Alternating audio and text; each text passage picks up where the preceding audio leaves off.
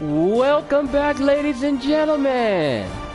Sorry if my voice sounds a little bit weird. I have not been feeling at my best lately, and I just had to refresh a few things for my system so my live streams could go without any hitches. So, as you know, my last stream we did DLC Extravaganza. I may have to rename it to Part 1, but we have 2 new DLC packs out today. One that came out earlier and another one that just came out today. Yes, I'm talking about the Black Panther DLC pack and the fresh, brand new, all different Doctor Strange pack. Sort of hoping that he looks a little bit like Benedict Cumberbatch in the new movie. But without further delay, let's get to it. Got a lot of ground to cover.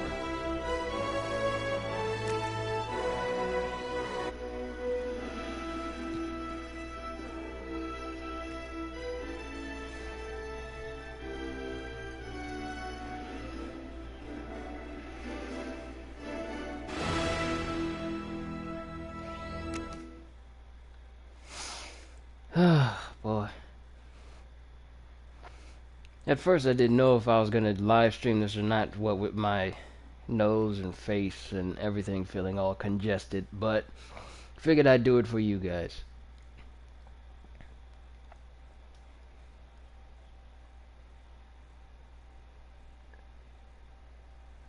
Plus I'm really looking forward to these DLC packs. Now, the sky without a care in the world, but if you've got a moment, Brick Winslow. Or is that Brock Rumlow? Brick Winslow. Yeah, that's his name. Alright, let's see what new characters we have. Alright, so Wonder Man, Warbird, Tick. Okay, so this is the last point that we left off. And now we have new characters. Black Knight, Augustine Duloc. And this, I believe, going all the way over till Baron Mordo, I believe, is going to be from the Black Panther pack. So, Black Knight Augustine Duloc first. Sort of reminds me of the Black Knights from the previous DLC pack. Aside from the banana peel on this dude's head. Oh wait, that's a bird. Never mind. Runs the same way. Uses his sword to launch himself off. That's a cool way to break that open.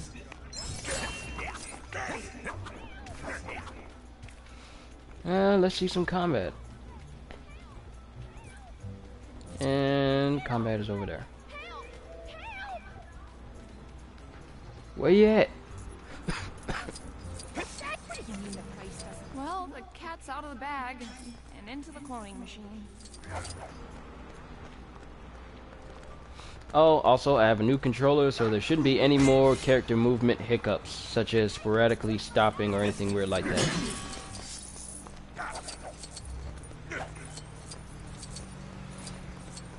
Get back here, evildoer! I can run at fast speeds! Thank you kindly.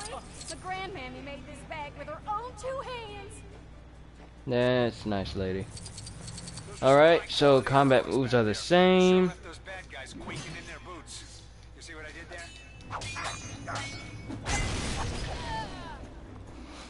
Huh, seems cool. Oh, gotta check out the moves. You know, every sword character always has this move. So, that was Black Knight Augustine Duloc. Actually, okay, it's a dude. And then we have Black Panther himself. I believe this is going along with his classic look. Can he climb walls? Ooh, he can.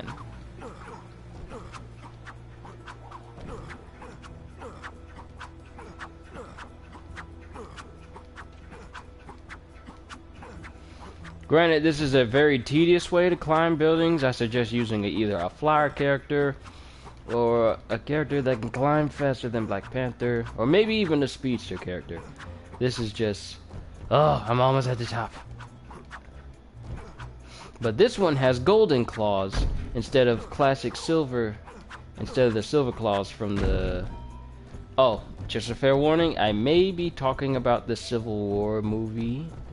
So if you have not seen it, well, you've been warned.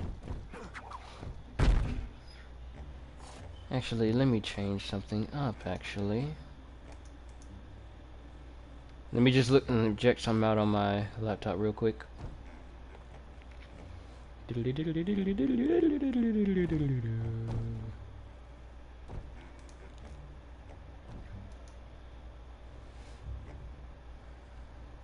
Where am I at? There I am. And go down.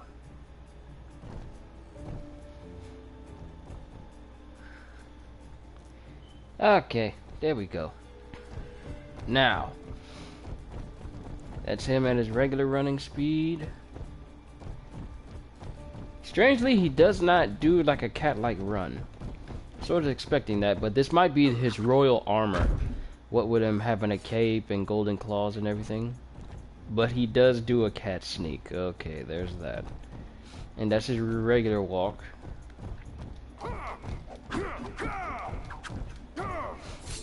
He has a classic spin. And let's see.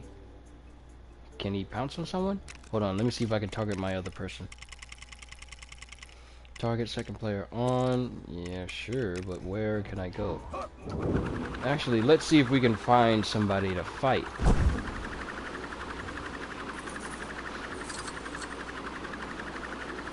See some combat moves.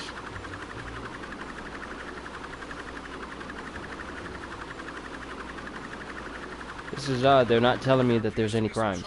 And as soon as I say something. Seriously? It's always somebody getting their purse stole. Let's see if we can find some actual combat.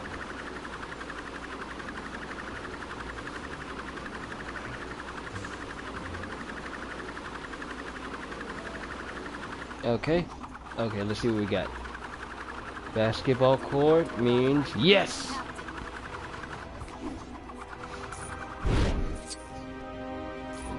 Alright, T'Challa, show him! No! I hate doing combo moves where it just...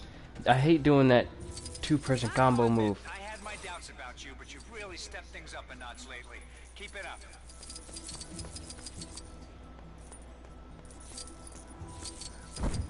That's annoying. Really annoying.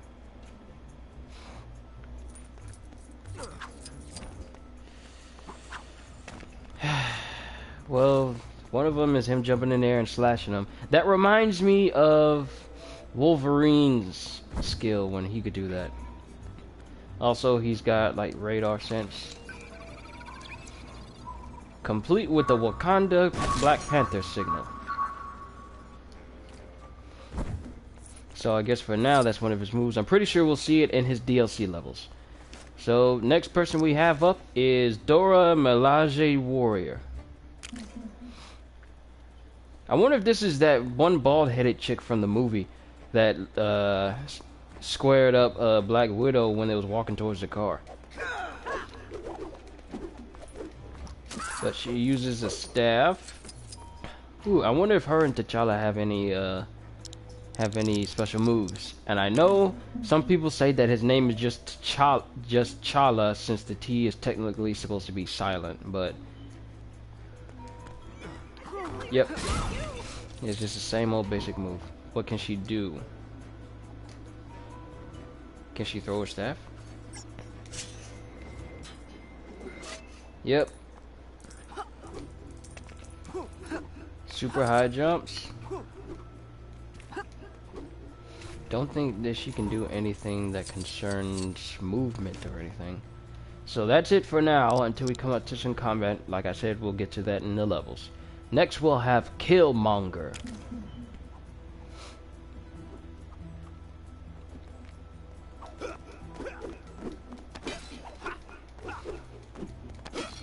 I haven't seen anybody fight like that yet.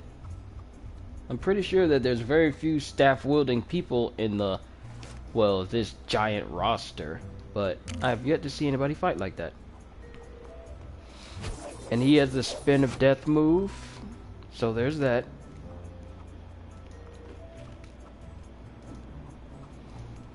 Yeah. Classic side flip.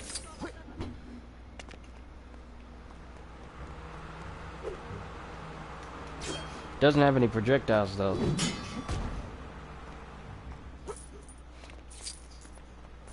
Oh, good. This place is just like London.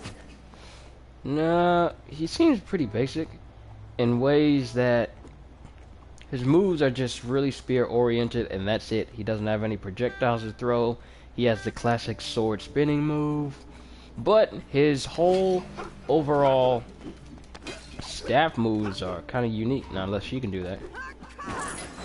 No, hers are more acrobatic, but his are more thrusting due to him, you know, having a tip spear at the end. So pretty good.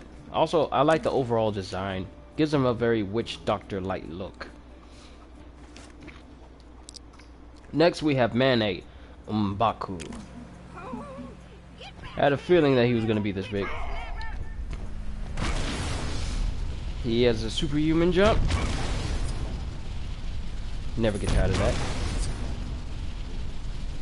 Witnesses are reporting lawless thugs on the loose in this area. You better see what you can do about them before things get out of hand.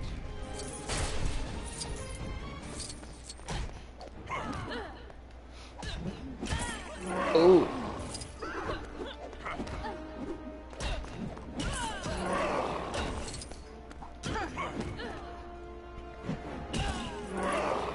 That's actually kind of brutal. Thanks. Now be honest. How's my hair? As someone with a history of being underestimated, I just have to say that I never thought you'd be able to do that in a Ugh, million I need years. to take me a Halls. I'm just Sorry, glad I you was did great coughing. work. Overall, this is pretty cool. I mean, I welcome any characters that can, you know, do jumps like Hulk. I love those characters. That and characters that have cool flying animations. Well, the cat's out of the bag and into the cloning machine. Now, here's my gripe that I have. Out of everyone out of every big character that uses this type of run to get around, Man-8 is the only one so far that actually fits that. Hulk doesn't fit it because he's not a giant gorilla. Sure, his movements are similar to one, but I have yet to ever see him actually run on all fours like this.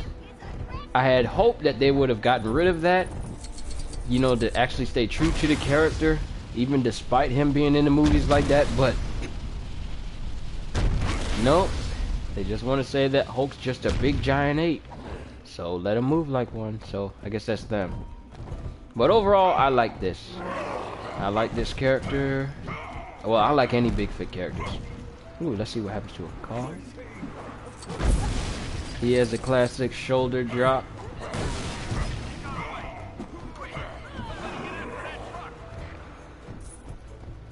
And stopping truck. We keep working this well together, maybe Fury will finally let me have that fish tank. But he does have a unique run. This reminds me of the Solomon Grundy run in some way, even though Solomon ran with a zombie-like run due to him being sort of undead in a way. But I like the look of this fig. Lots of good details, tribal bones and loincloth, plus the fact that he's inside a white gorilla skin and not... What? Yeah, that's the thing. He's in an albino gorilla skin. I keep forgetting that...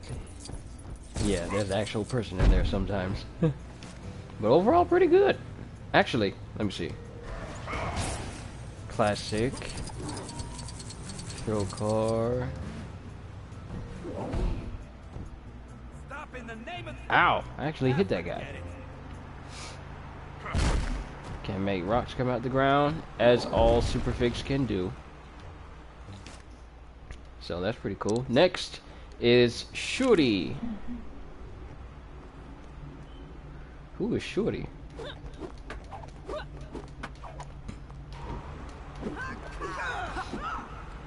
I have no idea who you are, Shorty. But I do I do like that run animation though. You're gonna hit my spear before you hit me. We may need your help to ward off some bad guys in this area. I mean, That's good. I like that. I like that a whole lot. That's pretty cool. I like that run.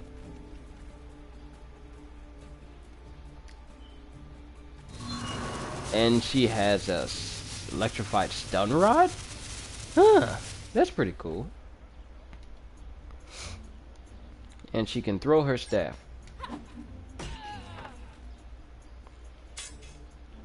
Oh, yeah, I forgot. I can target them.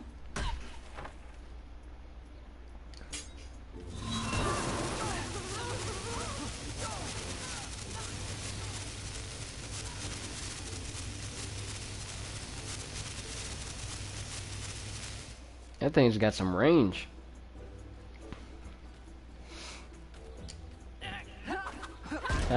Alas, there is no combat combo moves. Sadly.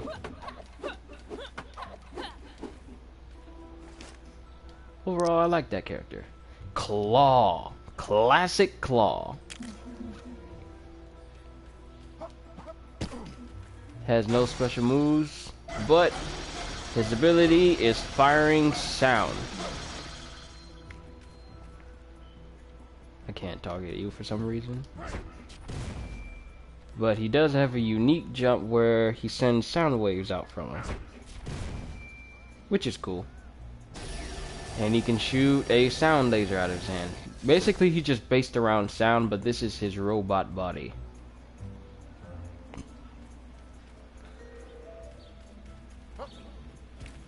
Doesn't have any special movements.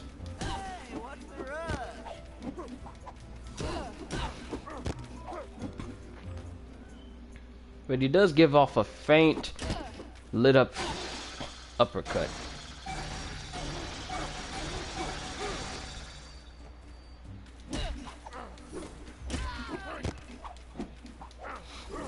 Which is pretty cool. He's uppercutting you with sound, so that's cool. Alright, who do we have next? White Wolf. You can't fly, but you have claws. And a gun, apparently.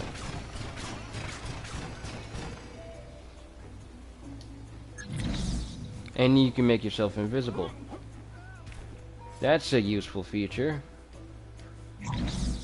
Now what can you do special mode wise? I guess that is his special. Just invisibility, guns for long range, and claws for close range.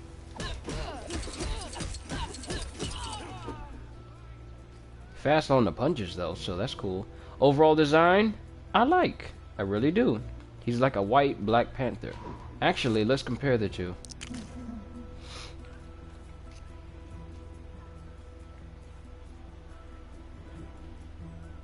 Now the difference between him and Black Panther is Black Panther stands with like a regal royalty type stance, and White Wolf is just standing there ready to just take on somebody. He's just anxious. But Black Panther just stands like he's a king or something.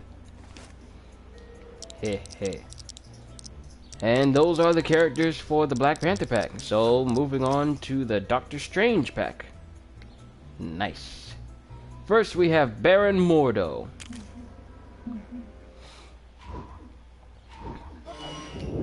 Can fly with his magic power.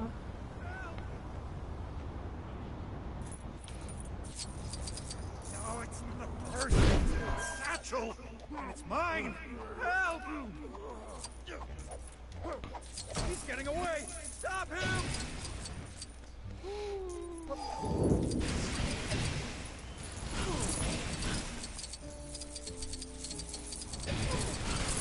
Thanks, pal.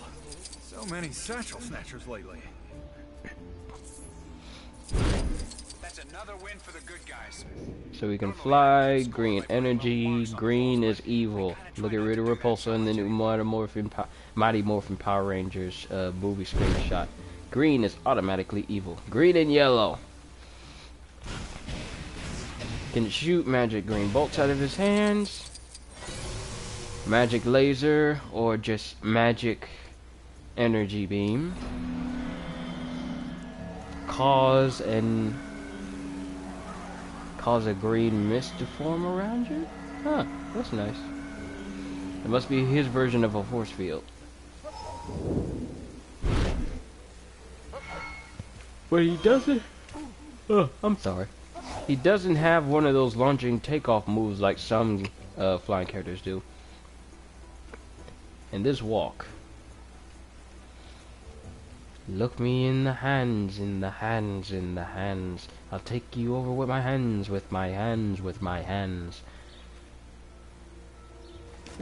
Overall design, it reminds me of his first classic look, so that's pretty cool. I like it. Evil laugh. Yep. Next, Clea. Second hand to Doctor Strange.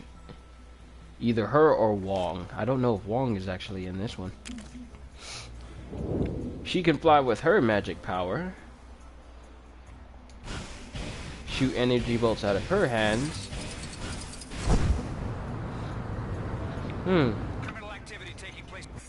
Also, since I got a second controller, I can actually have those super-powered beatdowns. Super-powered beatdowns. Talk about this like sophisticated adults. Oh! Mystical mace. What type of hammer is that? That's a dragon hammer. How come your mouth doesn't move when you talk? Moves. Now I'll know what to do if I ever run into a certain Asgardian mischief maker. Nice work. Alright, so I guess her only special move is that mystic mace. Mystic dragon mace.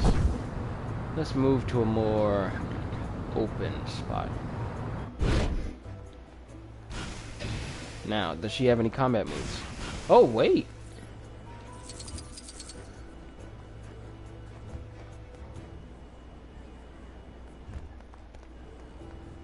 Ooh. Nice running animation. I like that. That's cool. And this is a view for people who never get to see the front of their characters whenever they're running. But overall, I like this animation. Just running and gliding. I think some other characters do that, but it's been a while, so I forgot. Moving on! We have Doctor Strange, all new, all different. I wonder if there's a comic. What? He has an axe now? Magic axe. Axe magic. You can still use his magic bolts, but now he has a magic axe that floats with him when he runs. I figured he was gonna start floating or something. Yeah.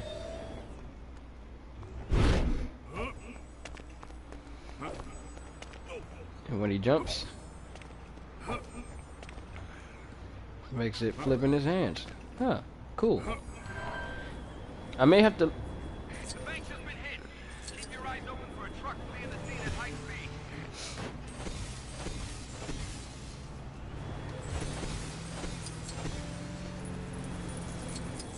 Thanks for lending a hand. Not that I'd ever need a hand for any reason. Why do I get the feeling I'm gonna regret saying that? Cool look. Now we can, since we have the new Doctor Strange, we can compare him with the old Doctor Strange. Doctor, where did you go? Detroit, Doctor Strange. There you are.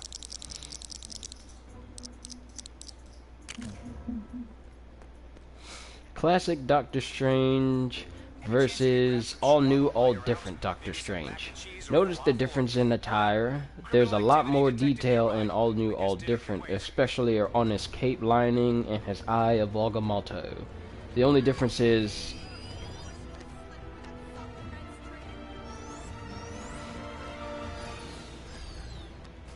Scratch that. Two differences is that they both have the same idle animation. Only difference is that all new, all different Doctor Strange has a floating axe. Floating magic axe next to him. And, classic Doctor Strange, his Eye of Agamotto is open, whereas all new, all different, his eye is closed. But I really like all new, all different Doctor Strange because there's a lot more detail into him. I mean, the intricate patterns along the edges of his cape, I really like it. Plus, he still looks young. He doesn't have the whites on the sides of his head. Concerning the Doctor Strange movie, I don't know if they're actually going to portray him with gray hair or just basic black hair. I don't know, but this is good. I mean, I like this look. Oh, also need to try out combat-wise, too. See what his special moves are.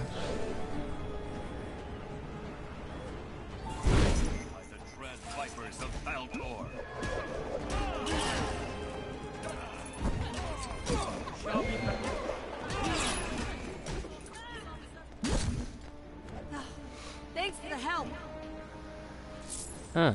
I guess he has the same moves as the classic Doctor Strange. And he doesn't have a takeoff move either. Overall, I'm pleased with this one. I like this Doctor Strange. Next we have Dr. Voodoo.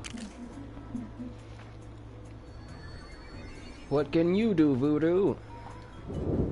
And he can fly.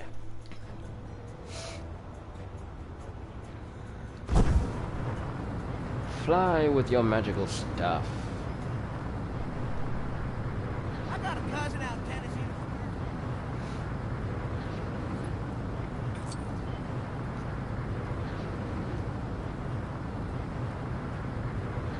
Is this a fight? Unhand you ruffian! Somebody! Rather there be combat. Huh. Slow moving bolts. Ooh, Doctor Strange can block his. Wait, let me see if the other Doctor Strange can do that as well. Yep, he can with his axe. Death beam, because that's basically what it is, just him being an official witch doctor and all. I'm afraid you underestimate my power.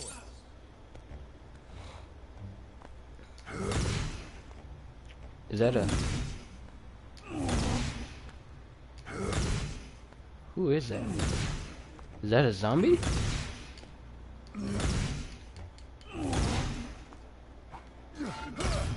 Huh. That's very interesting. I may have to look into that. Overall, digging the design. He really excels at the whole witch doctor look, what with the skull staff and the white streak of hair and the skeleton look to his overall clothes. Don't know what that symbol is on his head. What are you doing? Did he just infuse himself with that soul of the zombie or something? Huh. Interesting. Mindless one, night nurse. Okay, next, Dormammu.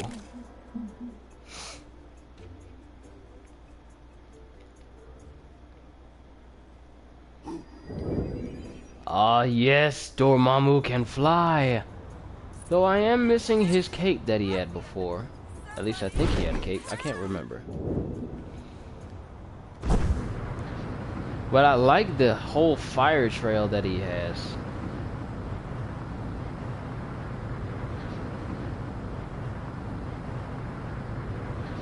Pure evil has a face, and it's on fire. Is anyone receiving this message? We're getting reports of an incident close to your location. If you can hear this, please make your way to the scene and help out. Please tell me it's not that lady that got her purse snatched. Oh, let's see Dormammu in action. Ooh. 2 hits, and to throw it to the ground. Thanks. Now be honest, how's my hair? That's actually pretty good. Sweet moves. Now I'll know what to do if I ever run into a certain Asgardian mischief maker. Nice work. Magical fire beam. Burning skull projectiles.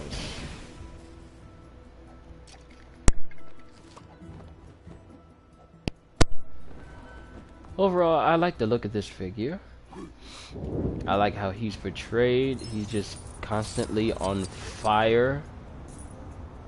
I wonder what else, what other character was on fire. I forgot his name. He had his, it was a while back.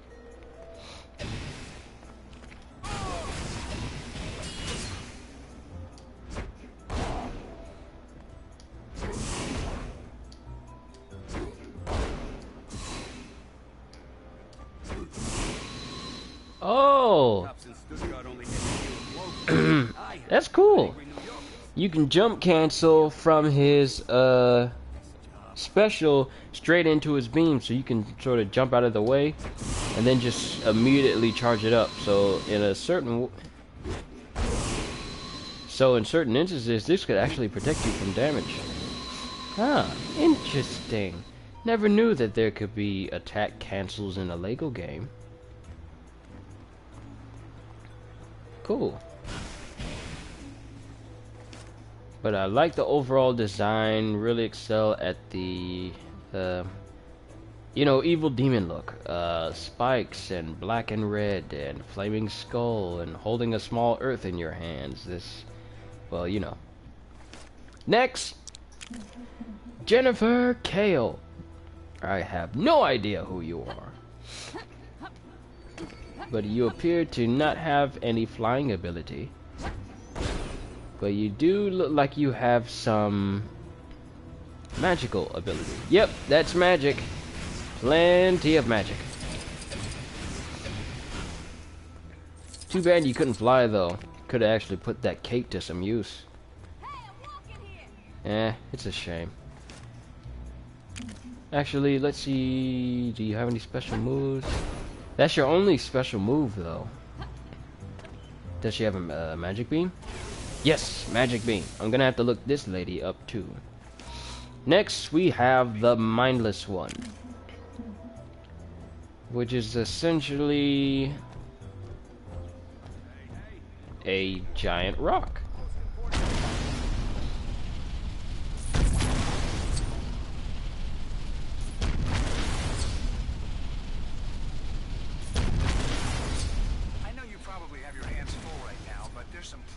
Stuff going down in the nearby area that could really use your attention.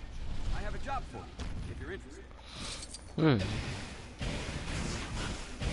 But his combat moves consist of him shooting magic bolts out of his face, eye hole thing. Shockwave attack, classic. Oh, but he can shoot lasers.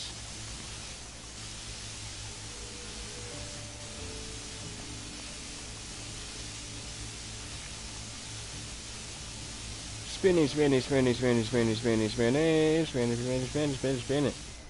I have a job for you, if you're interested. So classic locomotion, Hulk jumps.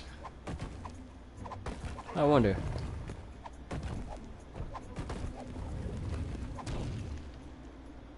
Lawn chair. Banana.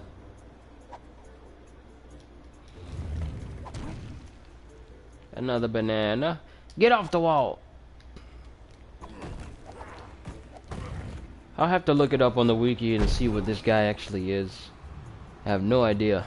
But he's apparently just your classic brawler type with magical eye beams and eye blasts. My lawyer's gonna hear Plus, all about they mixed in his voice with Hulk's along with a different type of character's voice, so it makes him sound like he's some sort of mindless creature or something. Next, Night Nurse.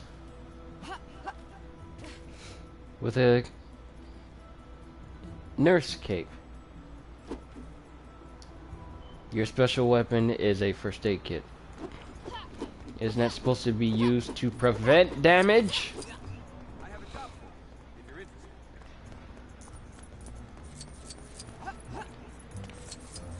you're interested. But, yep, she's one of those regular human characters. Regular human female characters, where her only weapon is a household item. Hers being a first aid kit.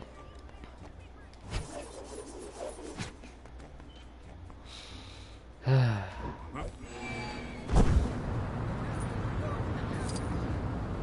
not be a person. No! Get tired of chasing after Paris snatches. Whoa, I just hit that car hard. Whoa! Enough for it to blow up Coulson's car? Was that Coulson's car?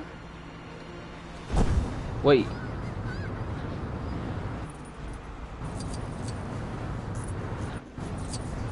Hold up, what just happened? I just blew up a car. So how did I do that?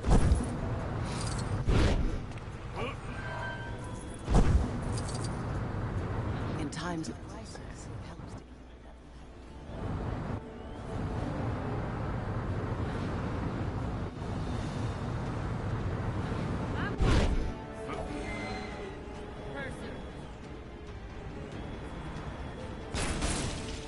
Oh, this is only for destructible objects that causes it to blow up. Huh. I thought I discovered something new. Oh well. And that looks to be all the characters for the Doctor Strange and Black Panther pack. So, let's go ahead and try out the levels. Right, she has no powers. Dormammu! Who would win in a fight between a Quinjet and a Chitauri? You'll just stop hitting me for 2 seconds. Get out of your way. Hold on a quick second, everyone.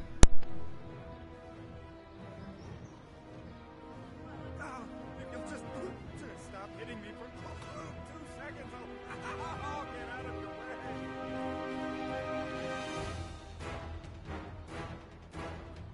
I'm a down on the luck kind of gal. When do I get my superpowers? The captain got told off by the captain.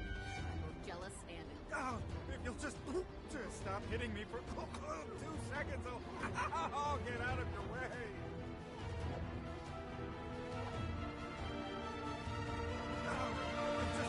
Just stop hitting me for 2 seconds, I'll get out of your way.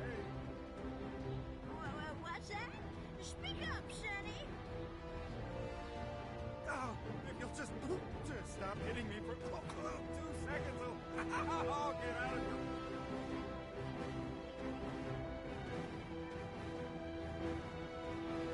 If you'll just stop hitting me for 2 seconds, I'll get out of your way. If you'll just stop hitting me for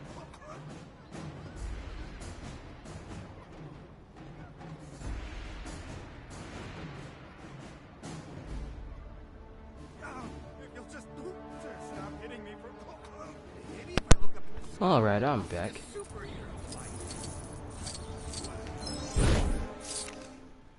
Go to space. Now it's time to try out these levels.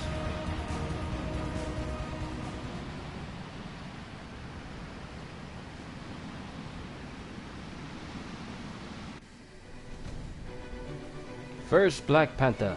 Classic Black Panther.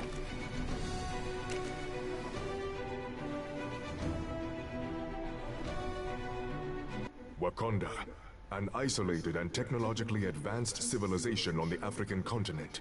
3 times winner of the coveted Vibranium Producer of the Year award. And more importantly, my home.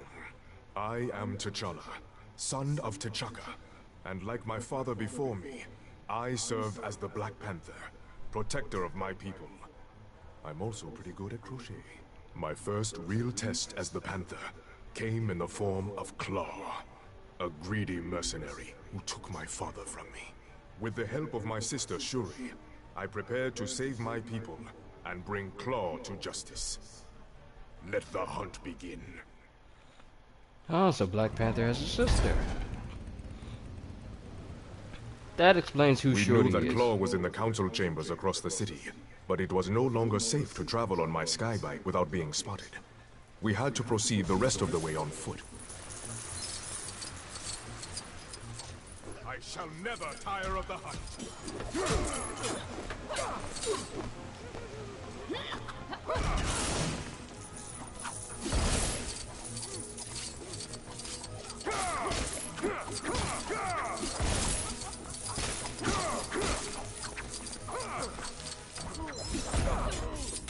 Your pain is well earned.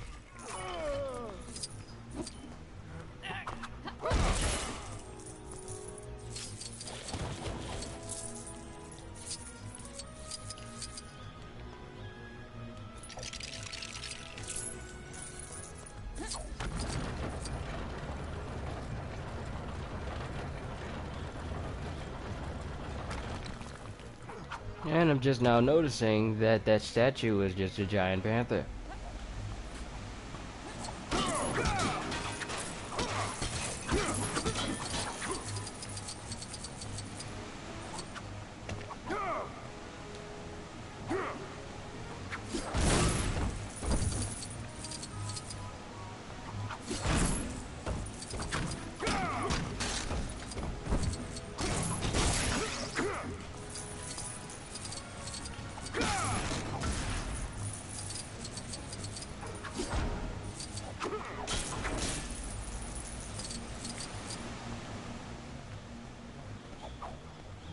Oh, right, Shorty. She can throw this.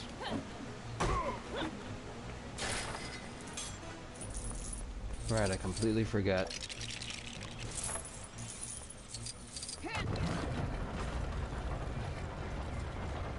Here's another place I would have liked to gone in free roam. We worship the Panther God, who has protected and guided us since time began.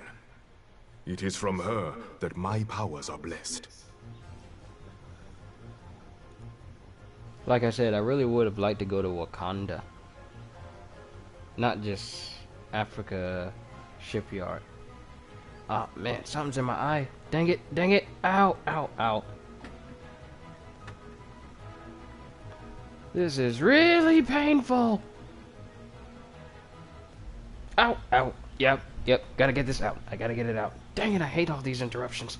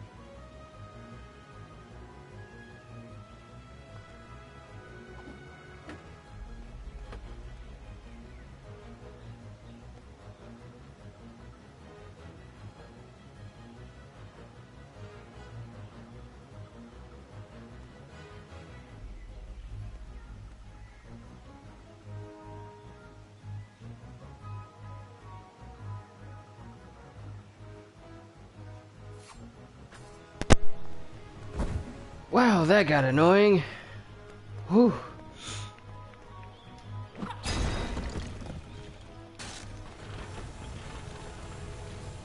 Whew.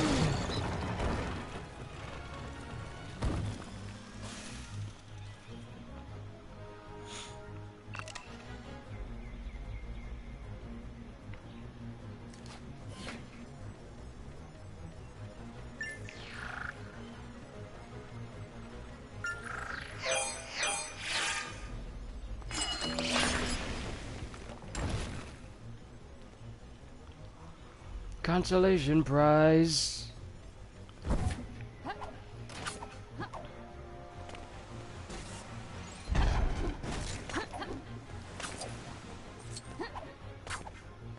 Actually,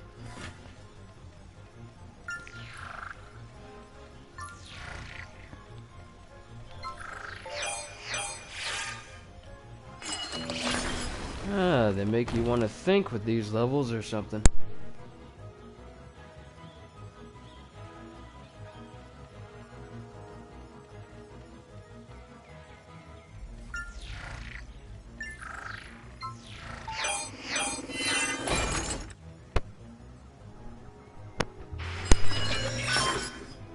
I knew that was gonna open up something.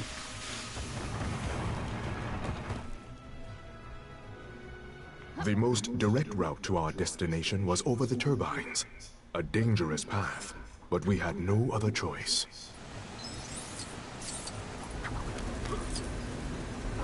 Shuri, my sister, fierce and loyal.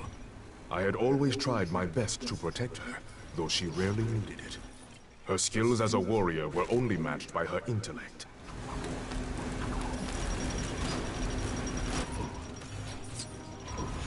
Panther, get over here! Ooh, classic platforming. Shuri!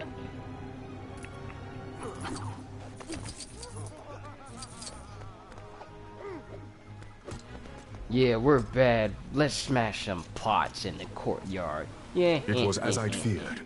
The transport we required had been damaged during the attack on the city. It would need to be repaired if we were to reach Claw in time. Oh, he has bullet time. He has bullet time! I think the Black Panther from Captain America Civil War has that too. Bullet time? Bullet time! Bye-bye. And he's out of here.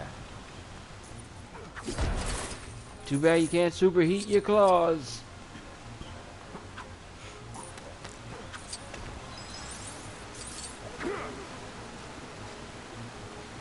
Yeah, can't curve around buildings. I'm disappointed.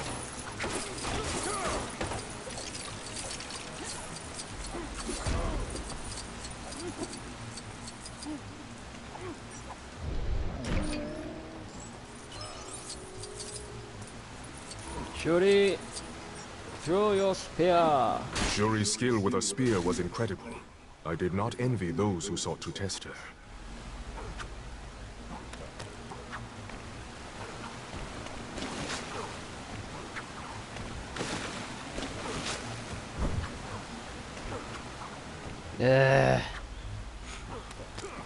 Guess I gotta position myself just right.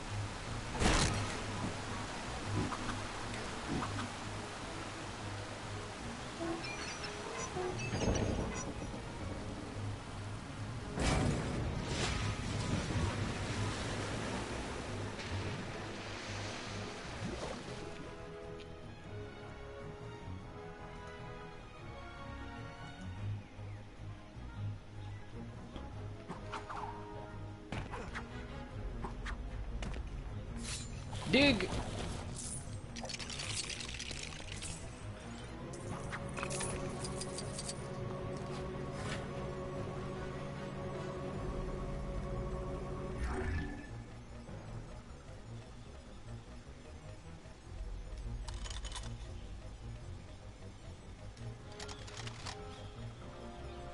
Oh, I see what this is.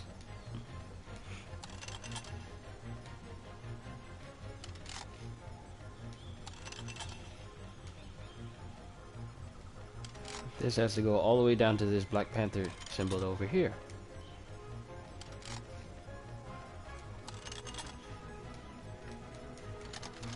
Why does it take so long for the piece to move? It's not building tension. Black Panther, Pac-Man.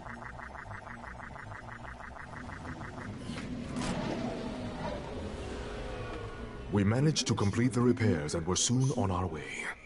Claw would soon be brought to justice. Foiled by Augustine Dulac, the Black Knight, we were not deterred. We would simply have to get the replacement bus service instead. I was hot on Claw's heels. I could taste victory. All I needed now was the exact change. What? Bridges, man, you couldn't get no free ride on the bus. You the king of the country. You don't need no exact change. You own the change. Our attacker was Augustine Dulac, also known as the Black Knight. Apparently a direct descendant of Sir Lancelot himself. He referred to me as a varlet, which I found to be more confusing than insulting.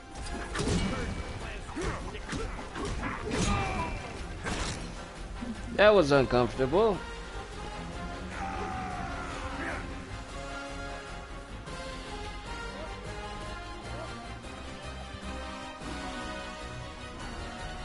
All their goons must be superhuman for them to survive falls like that. How do I get myself in that situation?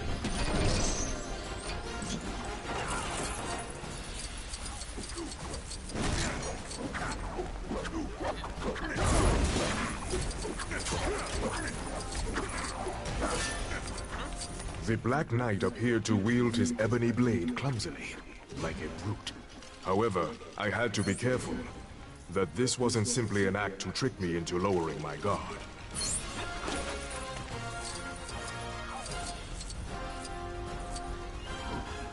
Let's try Shuri out for a little bit.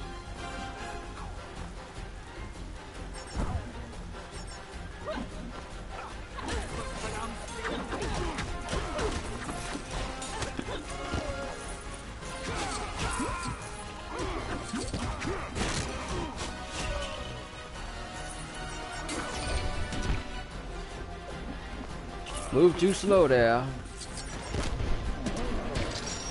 And there. Back it up! Back it up! Leave me alone! Get away from me! He attacked again and again, yet we stood strong. We would show him the strength of Wakanda. Show them the strength of Wakanda. This is some old school villainy.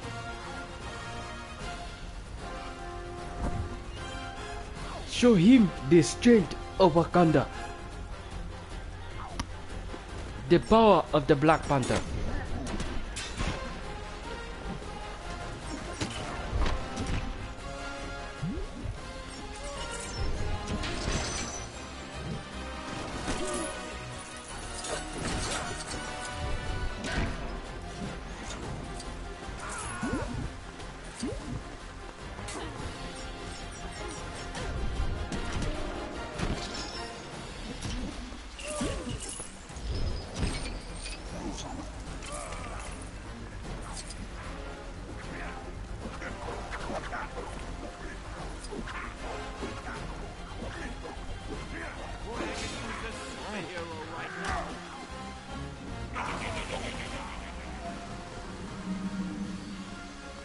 We had defeated the Black Knight, but our showdown with Claw still lay ahead.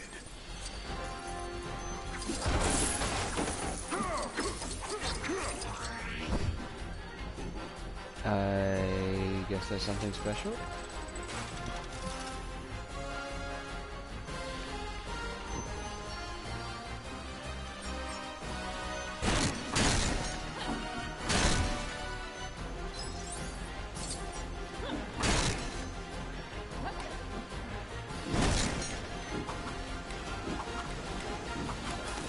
And bring it on down.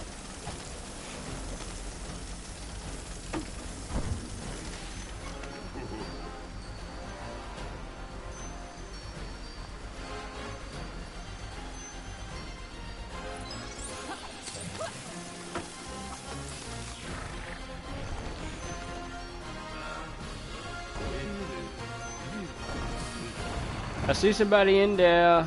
I was glad Shuri was with me. I could ask for no better an ally.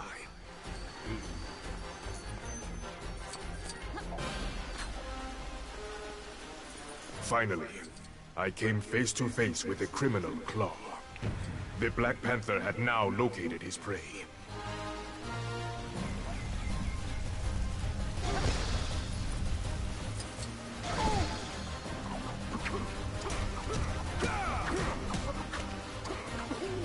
My name is T'Challa of Wakanda. You killed my father. Prepare to die.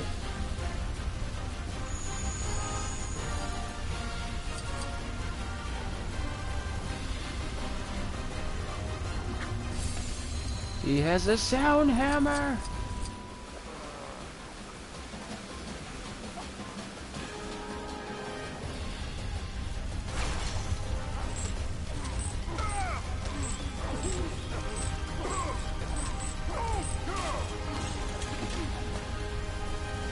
Having so many weapons at his disposal, Claw had developed an overwhelming sense of arrogance. This would be his undoing. It always is.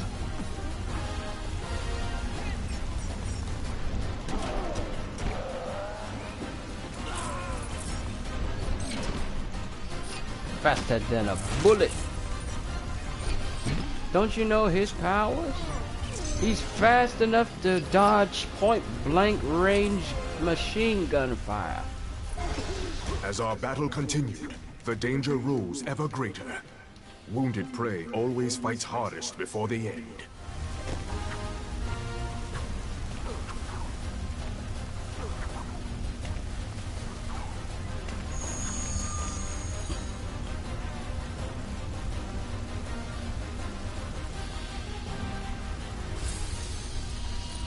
Banhammer! Sound Banhammer.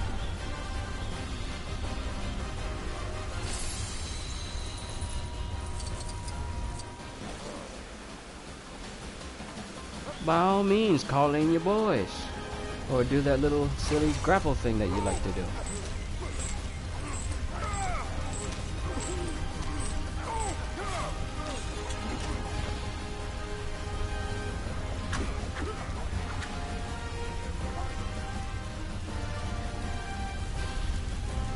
Position myself in a good spot.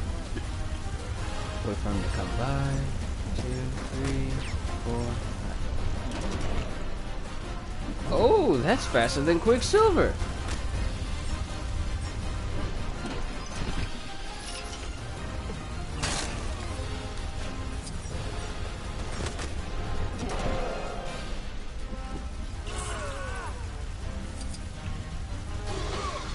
Black Panther moves so fast you can't even see him hit the guys and they're down.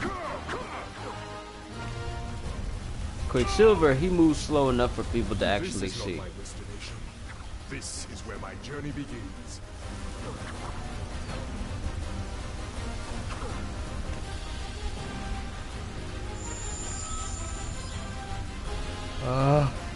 Enough with the hammer already.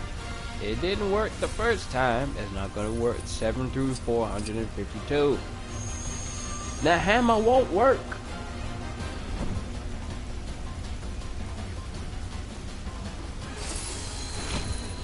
And I get hit by it. Wow. Maybe if I just walk. Yep. Should have walked that whole time.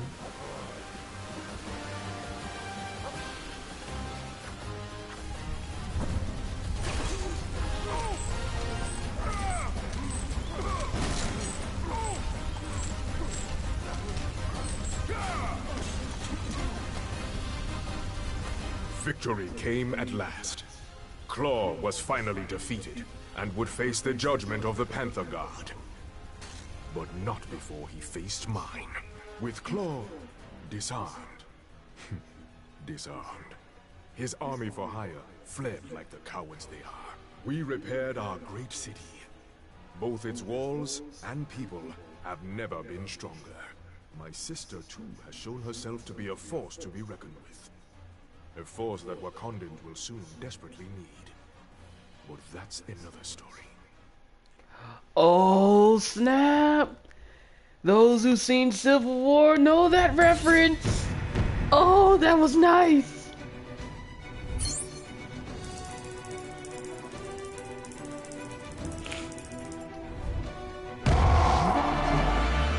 Excelsior!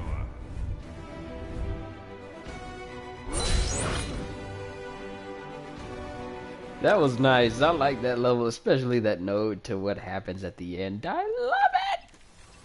Next up, we have Reports of some trash in your area that needs to be taken out.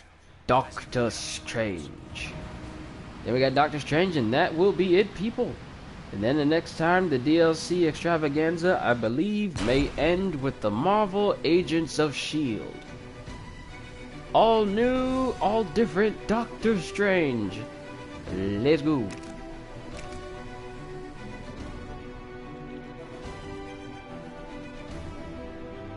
The life of Doctor Strange, Sorcerer Supreme, is rarely ordinary, and this day is no exception.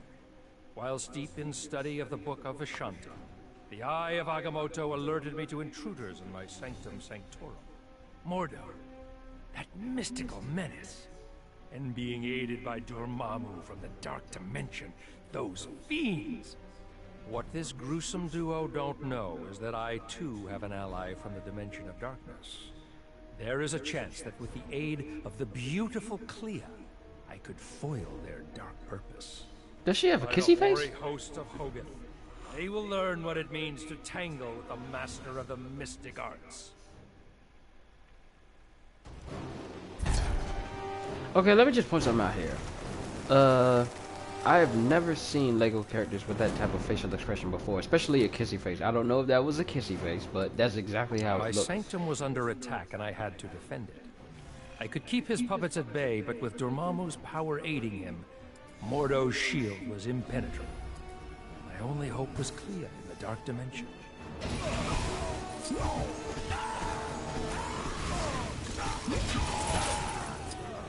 Hey, these guys look like pink dude.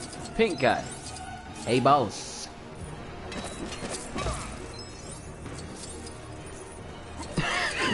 Now that I think about it, I bet that's how they talk to Mordo when they want something. Hey, boss. And Cleo's in The Dark Dimension was a another... dangerous place. Not only home to Dormammu, but also his minions. My amulet, the Eye of Agamotto, allowed me to pierce its veil, but alas, I could only watch, helpless. Fortunately for me, Clea was capable of almost anything.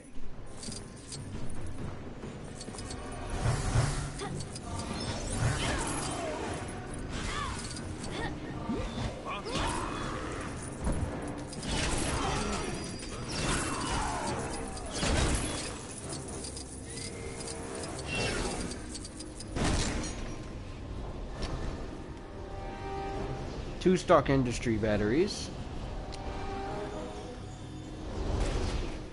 And I believe that this... Yep, it's a remote. I knew it. I knew it. It was a remote.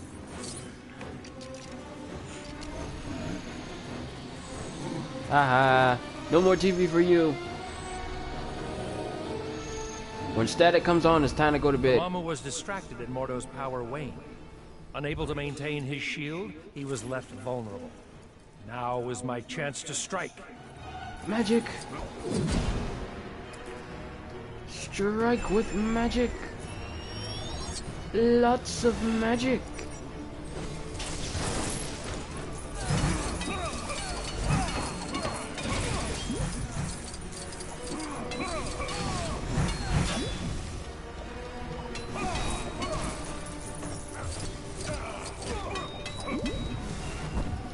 It was clear this was going to be no simple fight.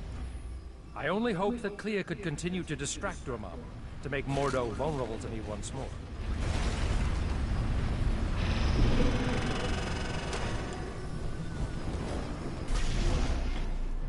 Let's just go ahead and address the elephant in the room.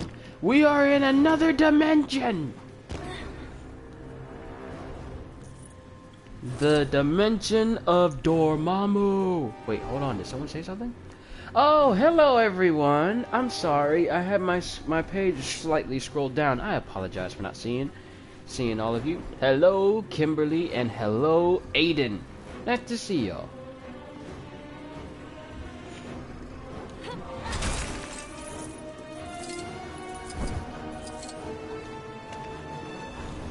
I do apologize for not saying anything earlier. I was just caught up in the fact that we're in another dimension.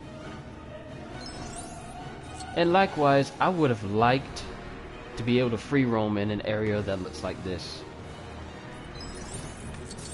Granted, I'm pretty sure it would be dangerous what with Dormammu living there, but what are you gonna do? Oh, that's a unique way to have a mini kit. Have it covered in tentacles. Huh, that's actually pretty cool. Magic grass that turns into a bridge. I done seen it all.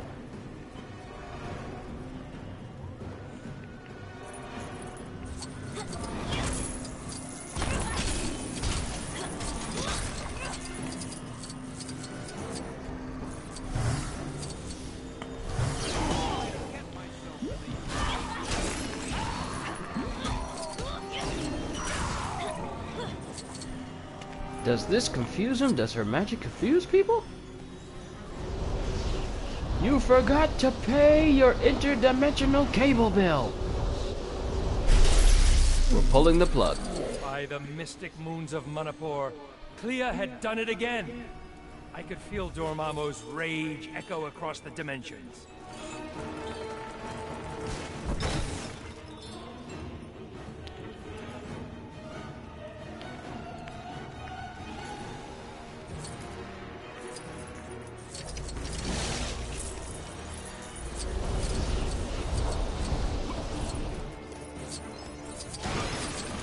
That's the only way you could think of getting into the bathroom? Riding on a rocking horse? Come on, Doc, you can do better.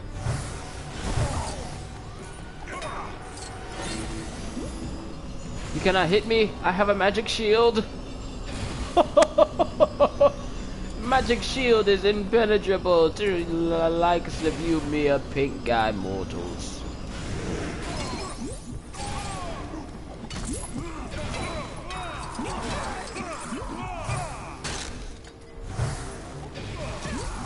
Magic beam! Magic beam has all the power.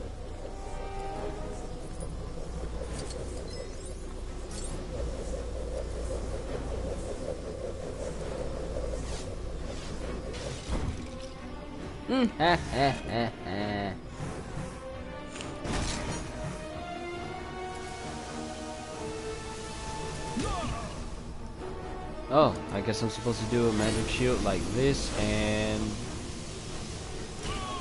oh, they can completely destroy my shield.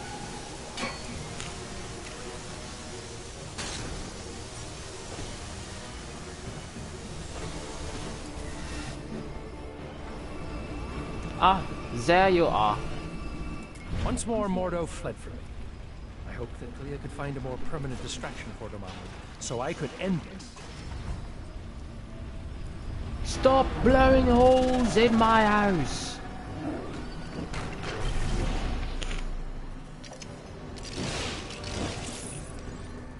Yes, a regular floating bathtub wasn't enough. First person view roller coaster?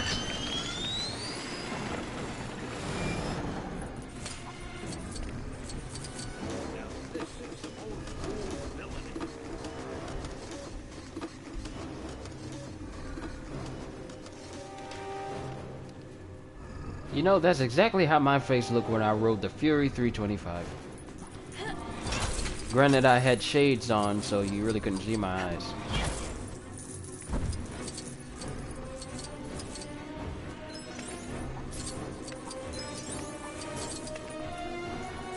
Stepping stones that light up with magical power? Ooh, that's cool. They need to make a Doctor Strange game. I'm calling it. The We need one. mindless one. We don't have many games where it's Magical just beings of completely immense and strength solely and magic power, based, with savage excluding dispositions Lichdom minimal and that other intelligence. magic game I heard about. Their I only forgot what it desire was. to fight and destroy anything and everything. Trapped in Dormammu's prison and ready to burst forth. And I am sincerely sorry for speaking out during the whole thing. I closed my eyes and started to think about how awesome a Doctor Strange game would be. My favorite superhero, me personally, I have to say I really like, that's a kind of a tough one, because I've liked more and more superheroes over the years. So my roster of people that I liked has grown steadily. But I do believe that my first superhero that I always liked before anyone else was Spider-Man. I loved Spider-Man and still do. I grew up with Spider-Man. He was one of the first comic book heroes I have ever encountered when I was a kid. And he's really been one of my favorites ever since. Now granted, he... Now released, the mindless ones were set upon Dormammu. It would take all of his power to put them back into their prison. Power he could no longer spare for Mordor. It was time to face him. By the flames of Faltine, he would learn what it meant to cross Doctor Strange, Sorcerer Supreme. But yeah, as I was saying, over the years, I've started to read up on a lot more superheroes in the Marvel Universe, and now my favorites have my one favorite has become one of many favorites. Now, Deadpool is just plain awesome because out of everyone, despite him having a healing factor, he's pretty much the most realistic out of everyone, because if you got superpowers, would you be acting like Captain America? No, you be acting like Deadpool most of the time. Now granted, we probably wouldn't have his wit as much, but he's the closest to an actual person, that actual superhero that is just constantly on social media and is constantly updated with everything. Plus he realizes that he's a comic book character overall, so he can make fun of himself and the world he's in. So yeah, Deadpool is awesome, especially him in the movie. The movie was absolutely amazing. Stop throwing bunny rabbits in my house!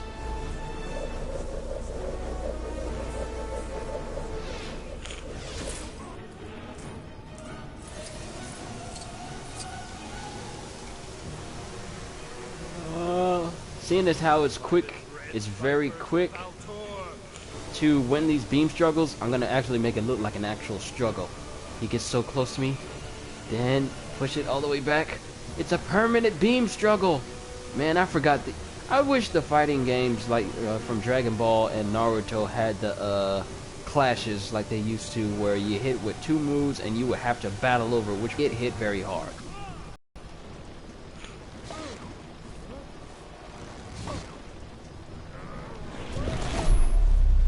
Like that. By the power of his demonic cohort, Mordo soon fled. No doubt he would return with some fresh devilment, but I had more pressing problems. The Sanctum Sanctorum was a mess, and I had guests arriving at 8. If only I hadn't given Wong the night. That was... As I prepared the hors d'oeuvres, my mind drifted to Clea, my silver-haired ally. I prayed a chance to repay the considerable debt I owed her would present itself. Little did I know that it would take an eternity for that to happen. But that, my friends, is another story. Oh, I'm seeing some of this gonna be inside of the Doctor Strange movie. Cause every time they say that's another story, it always has a movie that's linked to it. I'm calling it. I'm pretty sure that some of the things that just happened in this level may appear in the Doctor Strange movie. Hey, don't be Have I seen Captain America Civil War? Yes, and by far I have to say that it has outpaced Winter Soldier. I didn't think that they could get any better than Winter Soldier, but they did. And I thoroughly enjoyed it. Now, this is my personal opinion. I think it's one of the best movies Marvel has made. Period. I really do. I really liked every minute of that movie. And they said that a lot of people were saying, well, this is going to be a long movie. Oh, it's a long movie. Yeah, it was a long movie. But at the same time, I didn't feel like I was just waiting for the next scene to come up. I was engaged in everything, from even the regular talking scenes where there was no action were good. They were well directed and well played out by the actors. You could feel the emotion behind everyone's words. I just thought it was absolutely amazing. We're getting more reports of criminal And I do activity not close know to your you, random location. person from The California. bad guys don't want you to get too rusty, huh? But yeah, that's what I think. I love the movie. I really do. That's just another movie that me and the family are gonna have to add to our collection. Ooh, Ant-Man! And...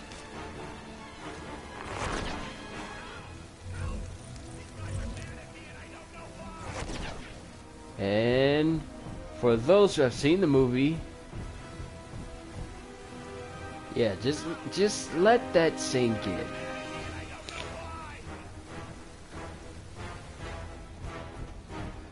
And just ahead, for those who are still watching, I will be talking... Why does my video keep slowing down?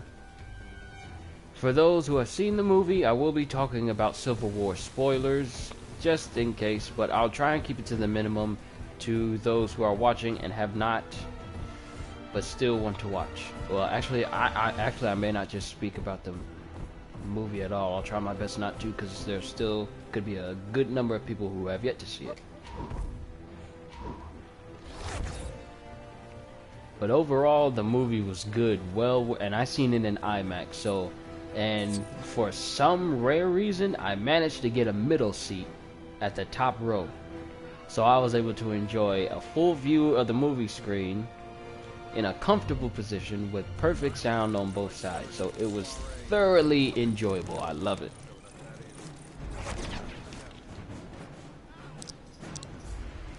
But yeah, it was really good. And Black Panther and Spider-Man in the movie, oh, they were so good. They were so good, and Spidey's back with Marvel now. This is the first time we see Spider-Man on Marvel's side ever since the Spider-Man Sam Raimi movies. And I have to say, it's a welcome sight to see Spidey again on Marvel's side. Now, don't get me wrong, Fox did good with what they had. But in the hands of Marvel, yeah, you can't go wrong with the people who actually created the character. Now, granted, Fox does good with their X-Men movies. X-Men The Last Stand not included. Like the X-Men First Class. I thought it was pretty good. I liked it. I liked it a lot. First Class and Days of Future Past. It was good. But Spidey hasn't had the full-on good recognition he had since Spider-Man 2. Not Amazing Spider-Man 2, Spider-Man 2, Tobey Maguire, Sam Raimi, and everybody else Spider-Man 2. The one with Dr. Octopus in it. That was a good one. So to see Spider-Man on the side of Marvel once again, yeah. Guess I should have chosen a better place to take a nap.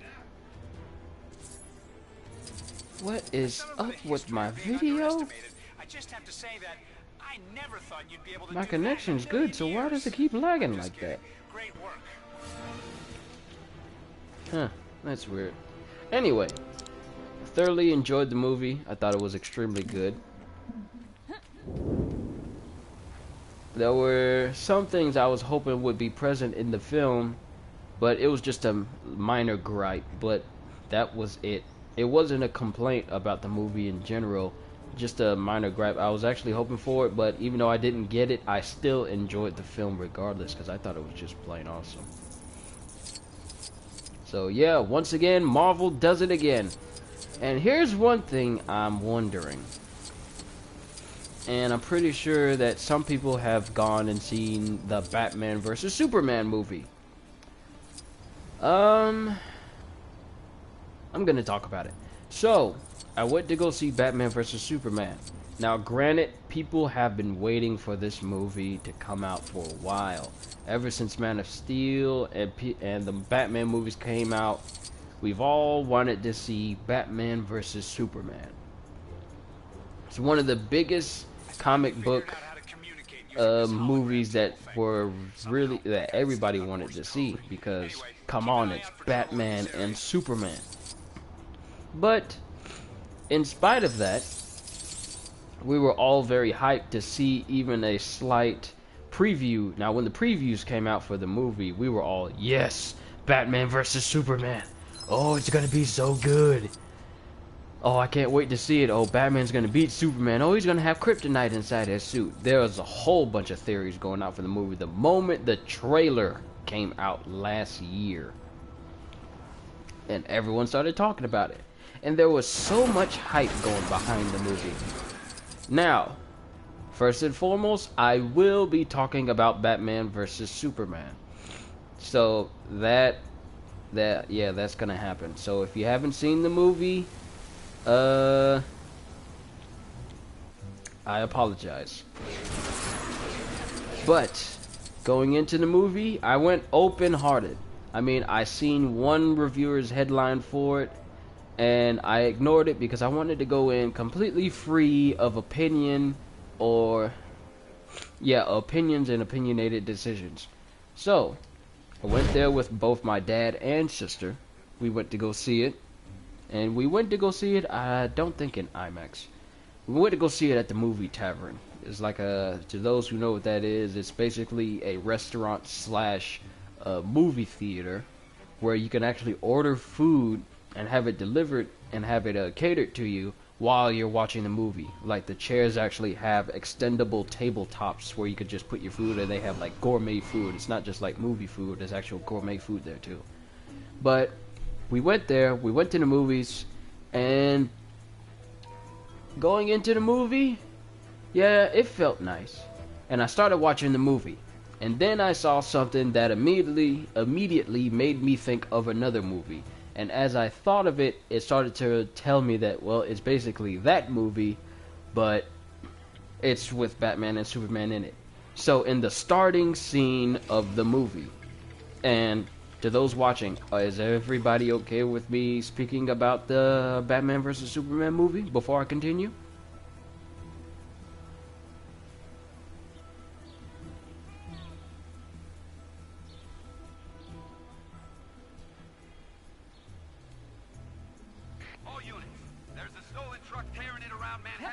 Because if no one's cool with it, then I won't talk about it anymore.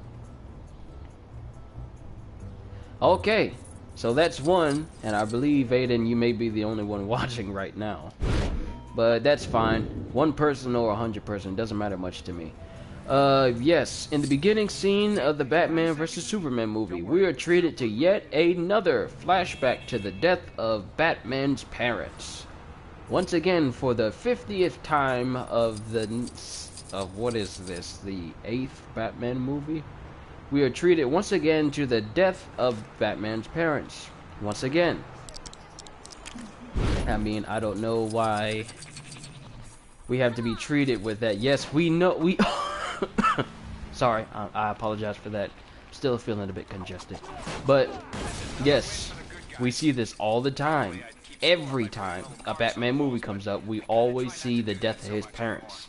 And I think that everyone has seen the death of his parents enough to know that, hey, his parents are dead. We all know. We all know that Batman's parents are dead. But I believe they just wanted to reiterate the fact that, hey, this guy's parents died. We know you've seen this hundreds of times, but now it's with different looking people. Also, during that scene, we are treated to Batman's father, who, as those who have seen the movie Watchmen, have come to know him as the hero known as the Comedian. And he is easily recognizable by Watchmen, by the people who have seen the Watchmen, due to the fact that this is another movie made by the director of Batman vs. Superman, Zack Snyder. He made the movie and directed the movie Watchmen, and he also directed this movie, Batman and Superman. So I can kind of understand him reusing people from that movie. So the same individual who was the comedian in Watchmen is also Bruce's father. Have no idea who his mother is. I'll probably have to look her up later. But yeah, we'll go through the same startup scene of Bruce's parents dying. Then, well, it's been a while since I've seen the movie, so I'm just going to be paraphrasing most of the time, so you have to forgive me. Then we then you start to see scenes of Batman taking on criminals, I guess. I may be throwing these scenes out of whack, so once again, I do apologize. But we then see Superman, and he's saving people. Then people are, no, it starts out with Superman fighting Zod in the city. But you're seeing it from Batman's perspective.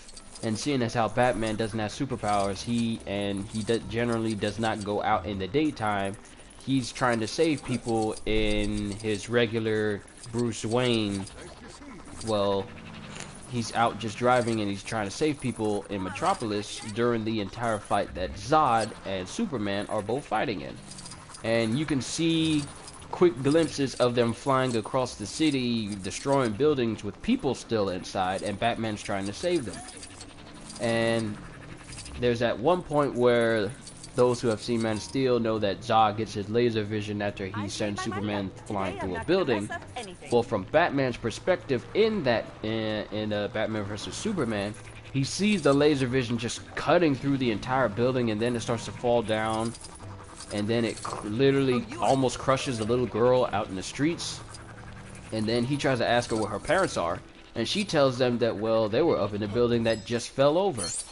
And the building is just a smoldering ruin now, so basically her parents are dead. And this gets him upset, and he starts thinking of ways to actually get rid of Superman, since he's, well, basically Batman at this point. He's been doing it for, what, 30, 40 years as Batman for a while? I don't know, I forgot. Then it starts showing people starting to not like Superman due to the amount of destruction that he causes. Granted, I will admit, Superman really does overdo it when it comes to him trying to save people. I mean, he will literally crash through and smash buildings, and this is just saving people. Normally crash through, smash buildings for the sake, but it's just. And then we see Lois Lane get captured, and then Superman comes and saves her, and he then gets outed by the media by saying that, well, why is he doing all that he does, and why can't he just understand that he's doing a lot more harm than good? And oh man, I thought I was stuck. Why is he doing more harm than good? Because we don't need an alien protecting us. I'm paraphrasing, so sorry if I'm not going by the strict lines. So not everyone is happy to see our boy in blue flying around saving people. And you know how the government is when it comes to superpowered individuals. Well, we need to find some way to limit their ability to do their job, because frankly, the only people that are reliable are the human race, and we all know how reliable the human race is when it comes to saving people or dealing with threats. Let's nuke it or blow it up. Any casualties is a regrettable loss for the sake of protecting the entire planet. So forgive me, I don't agree with the government officials with that, but that's a completely different story altogether. Further down the line, we are introduced to Alexander Luthor, the son of Lex Luthor, which is strange to me because he is still essentially Lex Luthor. And don't get me wrong, Jesse Eisenberg is a great actor. But his role as Lex Luthor, I'm sorry, it's more like a Joker performance more than an actual Lex Luthor performance. So, like I said, that's just me. Ooh, let's catch that train. But his whole role in the movie is to subtly try and create something that can destroy Superman for whatever reason. I mean, now that I think about it, what was his goal? He created something that can destroy Superman, but did Superman ever do anything to him? What caused him to try and go up against Superman? That's what I'm trying to figure out. I actually can't remember. I can't remember his motive for trying to kill Superman. Or for trying to get rid of Batman, for that matter. So I found that extremely strange. Wow, the more I think about it, the odder it gets. Huh. But, during the course of the film, he tries his best to get anything that is Kryptonian in nature, such as getting a strange rock that is seen during the aftermath of Superman's battle with the World engine that sort of crashed off the coast of some off-coast country, island, place, I don't know. So he's steadily getting all this material, and then he gets the body of Zod, and I'm skipping a whole lot right here because I want to keep this story short. But he gets like this strange rock, Kryptonian, kryptonite rock, which he's going to use to go up against Superman, obviously. And during the course of the movie, we finally see the three-way meeting of Lex Luthor.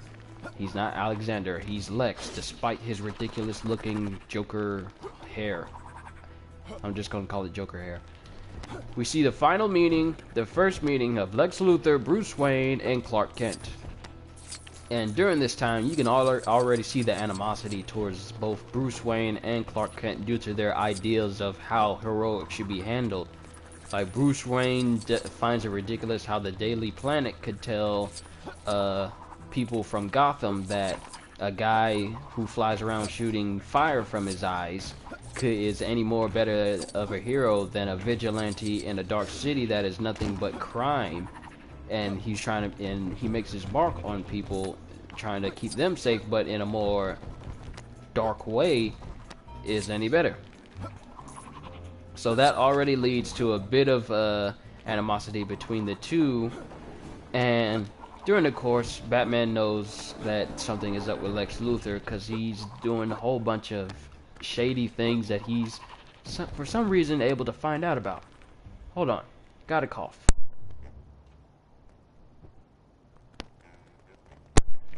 And during the course of that, he hacks into Lex's main throne doing this little expose that he's having at his house, I forgot where. And this is actually one of the oddest scenes in the movie. I can't tell if Lex is having a nervous breakdown, or if he just had a seriously bad case of a brain fart. Because he's talking during the entire he's trying to give this big speech, but he can't even put his words together. Now here's the thing, it's not funny. It's, to me, this is my opinion. It doesn't seem funny to me. It doesn't seem interesting. It just seems oddballish. Because I was looking at it and it just felt weird. And now, like I said, this is not, I'm not speaking for anybody. This is just my opinion on the movie.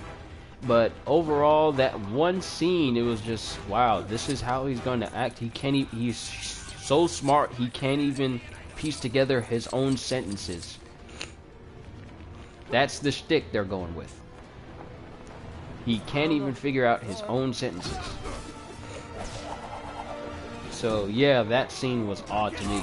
But we are also, in that same scene, introduced to one of the most awesome characters in the whole movie.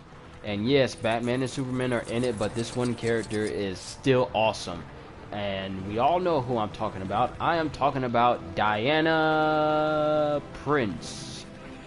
Diana Prince? Is that her name? I forget. Diana Prince, aka Wonder Woman. We're introduced to her for the first time, and she automatically steals the scene. Due to the fact that she's able to steal one of Batman's devices without him knowing, and she even gets away with it. Now here's the thing, no one steals from Batman, ever, because he'll always find them. Yet out of nowhere, this lady comes up, steals his little flash drive that he's using to steal Lex's info, and she gets away with it. He knows that she has it, but he has no way to find her. The world's greatest detective. See you, Aiden. Hope to see you again sometime. But the world's greatest detective, who says that he's been doing this for a number of years, is not able to track this one strange person who just stole something that belongs to him. He doesn't even have a tracking device inside of his little USB thing. This dude is supposed to be a genius, and he doesn't have a tracking device in order to see where she's going with it so he can go get it back? That's just my opinion. But after that, and Wonder Woman has an awesome theme, awesome scene. Every scene she's in, it's good, even if we just get a glimpse of her. So overall, it was just amazing. But after that, we're treated to seeing Alfred. I know I'm skipping over a lot of parts and maybe even misstepping, but I believe that Jeremy Irons is a extremely good Alfred. Overall, he's a great actor. But him playing as Alfred, yeah, it's awesome. So his whole performance as Alfred was just amazing. I love seeing him talk. He's just as smart mouth as his animated counterpart, which is a good thing because the animated Alfred from Batman, the animated series, was just borderline, just completely off the charts awesome. And he was just a regular butler. He didn't have any special powers or anything, but he was just awesome. Back to the movie.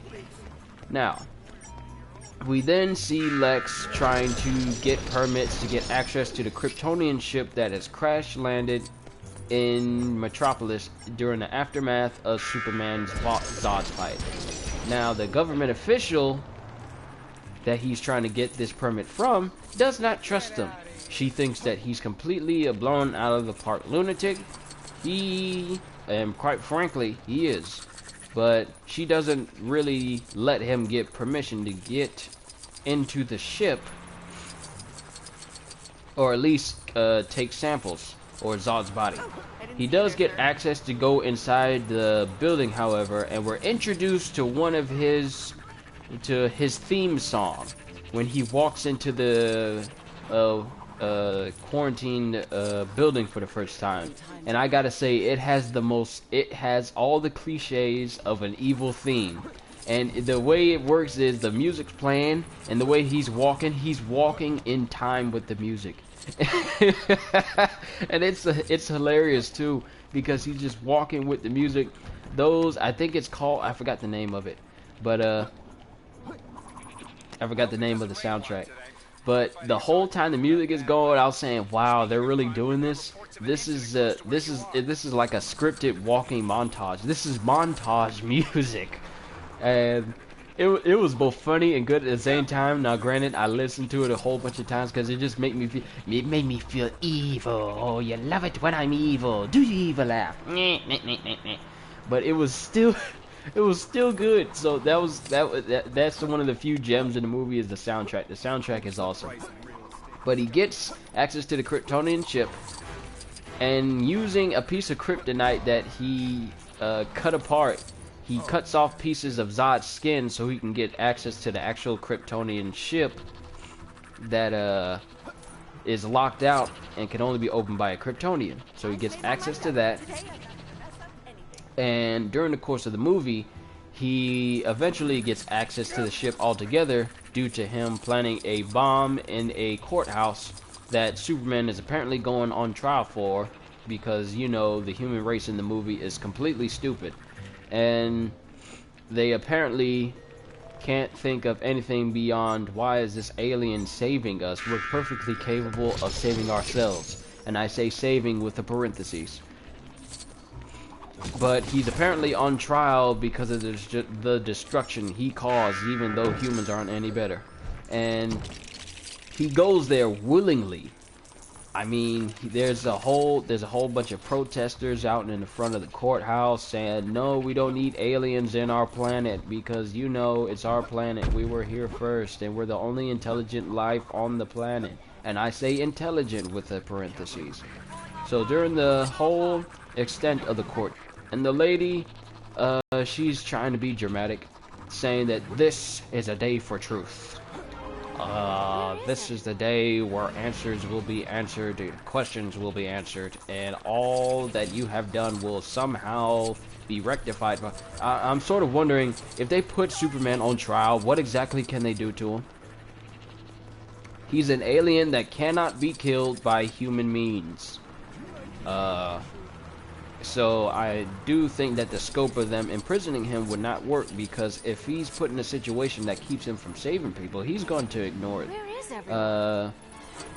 Because frankly, there's no one else on the planet who can do what he does with the amount of efficiency that he does, i.e. flying around the world at top speeds. I mean, what policeman in the movie could practically do what he does in that scope? Now, me, personally, this is just what I'm saying. I really found the whole court scene a bit ridiculous, because why are you going to hold an alien on trial? You can't expect him to adhere or be overly compliant with Earth's laws, because if he was, then he wouldn't be able to do all that he could do. Have a nice day. But I'm going off track here. During the court scene, what the person who was brought in is one, I forgot his name. He's a paraplegic person, I really did forget his name, who was harmed in the aftermath of the Superman Zod battle of Metropolis. And during the course of that, he lost both of his legs.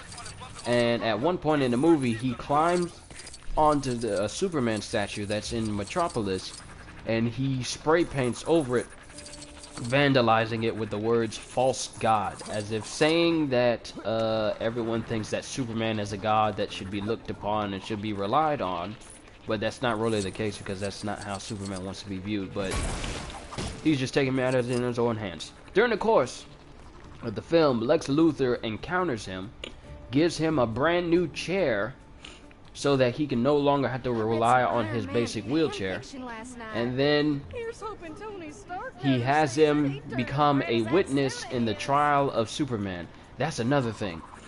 The trial of there's a whole bunch of different comic book stories in this one film, but I will get to that, how they managed to capture it all. But during the course of the court scene, he's brought in as a witness to, in some way, condemn Superman, that all that he did was far more hurt than good, even though he was not the only person causing destruction during the entire movie of Man of Steel, which is one thing that they specifically overlook. Superman during that time, yes, he was causing damage, but he was causing minimal damage. It was Zod and his goons and all his soldiers that were just brazenly destroying everything. Now, granted, I can understand how they feel. Giant alien coming in, smashing up stuff, and the only people that can harm him is another alien. But they went completely off the walls by saying that it was sorely Superman's fault. But, once again, I'm going off track. During the course of the court scene, he goes up to testify. And the lady is talking about, oh, this is a day for truth, and she notices, earlier in the film, she tried to tell him that he can try and pass off everything as truth as much as he wants to, but you can call it, you can use, well, I'm not going to say exactly what she said, but you said you can basically use a bathroom in a jar and call it Granny's sweet tea. Those who've seen the movie know exactly what I'm saying. Now, during the court scene, she finds a jug of yellow fluid inside of a jar, and it has Granny's sweet tea on the side of the jug. Now, during that scene, I did chuckle a little bit because I did find it hilarious. But after that, all of a sudden, the guy in the wheelchair, he completely blows up, killing every single person in the courtroom, except Superman. And during this time, we are introduced or reintroduced to yet one of many details about Batman vs. Superman.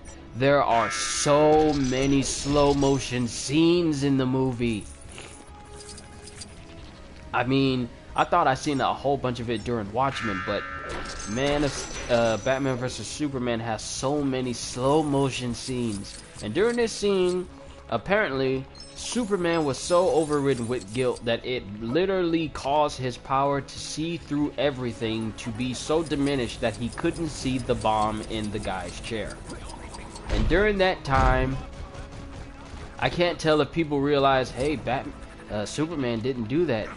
He didn't hurt all those people. I don't know what Lex expected to happen during that scene. if he thought that blowing up that bomb was going to cause everyone to think that, hey, Superman went there, we thought he went there on an act of good faith, but no, he blew up the entire courtroom. Now granted, people have seen him use his laser vision before. They have seen Zod use his laser vision before, and not at any point did anything blow up. Sure, it can slice through things, but his heat vision can't cause things to explode unless the thing that he's aiming at can explode. So that was just another weird moment. And granted, this is all my opinion on the movie. So afterwards, during that course, Lex Luthor somehow has access to everything that the Kryptonian ship has to offer. He takes Zod's body. He unlocks a room that can only be opened like a Kryptonian, like I said earlier. And he goes into a room and resets it somehow. He resets an alien computer that could be millions of years more advanced than anything that Earth could come up with. And he just takes control of it and resets it. And now the ship will listen to only his commands. He puts his DNA in some sort of gene pool thing? I don't know. He puts his DNA in some sort of gene pool splicer machine pool thing. I don't know. Hold on. Got to cough. And then he puts Zod's body in there as well. And the computer tells him, oh, anything that you make from this will be an abomination. I don't recommend this. And, well, it's Lex Luthor, so he doesn't care. So, afterwards, he has Batman. Actually, I'm skipping over a very important part. Batman is actually... before the court scene, Batman is actually trying to find out what Lex is up to, because he knows Lex Luthor is up to something. Because during the first scene where Lois Lane is kidnapped by a couple of, well, kidnapped and held hostage by a couple of guys, they're actually gunned down. Is held hostage by a couple of people because she's going there to do an interview. During the course, some mercenaries in turn kill the guys that she's interviewing, and the guys that she was interviewing think that she's some traitor of some kind. Don't know. But during that time, they are gunned down, and Superman is blamed for the aftermath after that point. Now, here's my gripe about that one scene. They used bullets to kill those guys. You mean to tell me that not a single person found a single bullet, save for the bullet that was lodged in Lois Lane's journal, and they weren't able to see any shell casings through that whole area? You can't tell me that they found all the shell casings in that desert area, because during a gunfight, people are moving around, and therefore bullet casings are going to get tossed around everywhere. So you can't tell me that they didn't go back and check and see. He didn't even use his heat vision. So the only thing that can get attributed to Superman was just giant holes in the sides of the building that he tossed a guy through in order to save Lois Lane. That's it. But the guys that she interviewed, they were gunned down. They have bullet holes in their body. That's something you cannot cover up.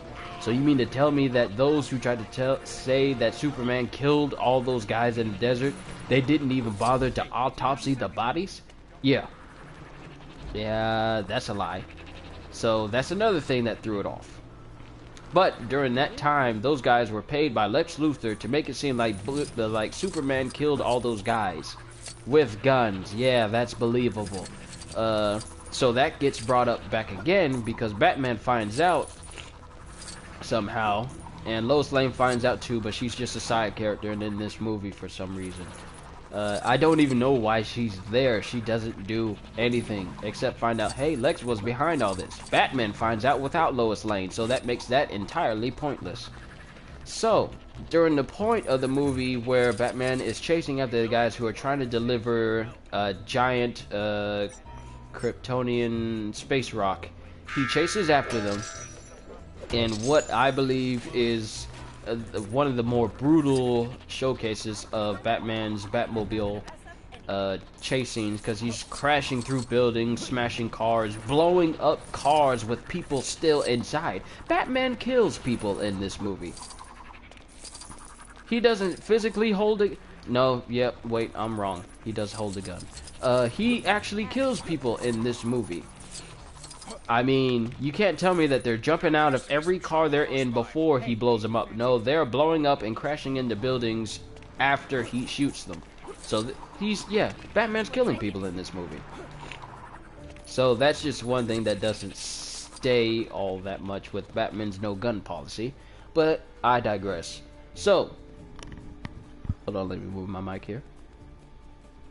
Actually, am I still on? Yes, I'm still on. So, during the course of the movie, he catches up to them. Actually, he gets stopped. He gets stopped because apparently Superman thinks that Batman's vigilantism is getting out of hand and he needs to stop. And during this time, it's a funny scene because Batman is literally drifting around the corner trying to chase his truck, and Superman is just standing there on the corner just staring at him in yet another slow motion scene. Like I said before, there are a ton of slow motion scenes in this movie. Now, he slams into the side of Superman, and being Superman, he doesn't budge an inch. But it does send the Batmobile careening off into the side, slamming into the side of a building. A greatly damaged Batmobile at that, and all it did was just slam into the side of Superman. During that time, Superman tears off the cockpit hinges of Batman's car, tells him that it's over, you're done, no more superheroism, no more vigilantism. Then Batman delivers the famous trademark trailer line that everyone has heard, as everyone has used in a meme. Do you bleed? You will. Superman, being fairly confident in the fact that a mere mortal holds no power over him, just looks at him and flies away. And what else is there? At one point during the movie, Batman is in his cave and he's apparently knocked out and sleep. He has a dream about it being a world where Superman is evil. He has soldiers, and Batman is dressed in his futuristic wasteland Batman getup, and he gets captured. And during this whole time, there's one thing that stands out prominently throughout this entire scene. There are numerous nods to Darkseid, given the fact that there's a giant burned patch of earth with a gigantic Omega symbol on the ground, and plus there is Darkseid's flying minions, I forgot the names of them, that are just flying in from the city. And then Batman gets captured by Superman's guys, or was it the Bug guys? I can't remember. Afterwards, he's taken into like this little bunker area where two other guys who are completely insignificant due to the fact that I don't know what their purpose is, they're just hanging there. But then Superman lands and he has this completely evil look. He has, like, I can't tell if it's a black and red suit or not, because it's just because the whole scene was just orange and yellow. It was a yellow-orange scene. But Superman is looking completely smug. Oh, evil Superman. Think Superman from Injustice Gods Among Us, the video game. And that's basically Superman in that scene. But he unmasks Batman. And then I forgot what Superman says to him or what Batman says. But he ends up killing Batman in his dream. He wakes up again. Then all of a sudden a time portal comes in out of nowhere, and what I believe is the Flash is seen telling Batman that, hey, you have to save Lois Lane, she's the key. You have to save her, she's the key. And we are never told what this actually means. And I'm not surprised if we never do again. And then he wakes up for a third time, and those who pay attention can see that part of that was actually real. It wasn't a dream, because after he wakes up, you see papers flying around everywhere, and he thinks he woke up out of the dream. But those that pay attention can tell that, yay, that was real, because you don't wake up out of a dream in a room with no air conditioning or no windows, and then Okay, love y'all. You can't tell me that you wake up out of a dream in a room where it's just a cave. There's no windows, no doors. At least doors with air that can go through, no air conditioning. And then all of a sudden, papers are just flying around everywhere. No, that was real. That he actually woke up at one point, seen the Flash, listened to all he said, and then fell back asleep. Fairly quickly, because the papers were still falling after he woke up again. But after that, a lot of things happen. Lois Lane gets kidnapped again, yada yada. We see Wonder Woman again. We find out that she's been around for a while. And then we get something that I didn't think about until a coworker of mine at work pointed out to me. We are pointed out to the first Justice Leaguers through an email. We are shown the first members of the Justice League through an email. We are introduced to Cyborg and how he came to be through a little video clip on a save file. We're introduced to Aquaman and the Flash and Wonder Woman, I believe, again? Yes, Wonder Woman again. And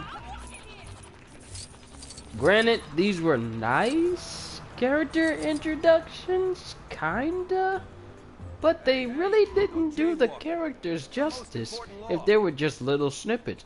Now, I understand they want to save... Man, that's getting to me. I understand that they want to save the characters for the new Justice League movie that they're supposed to apparently be making.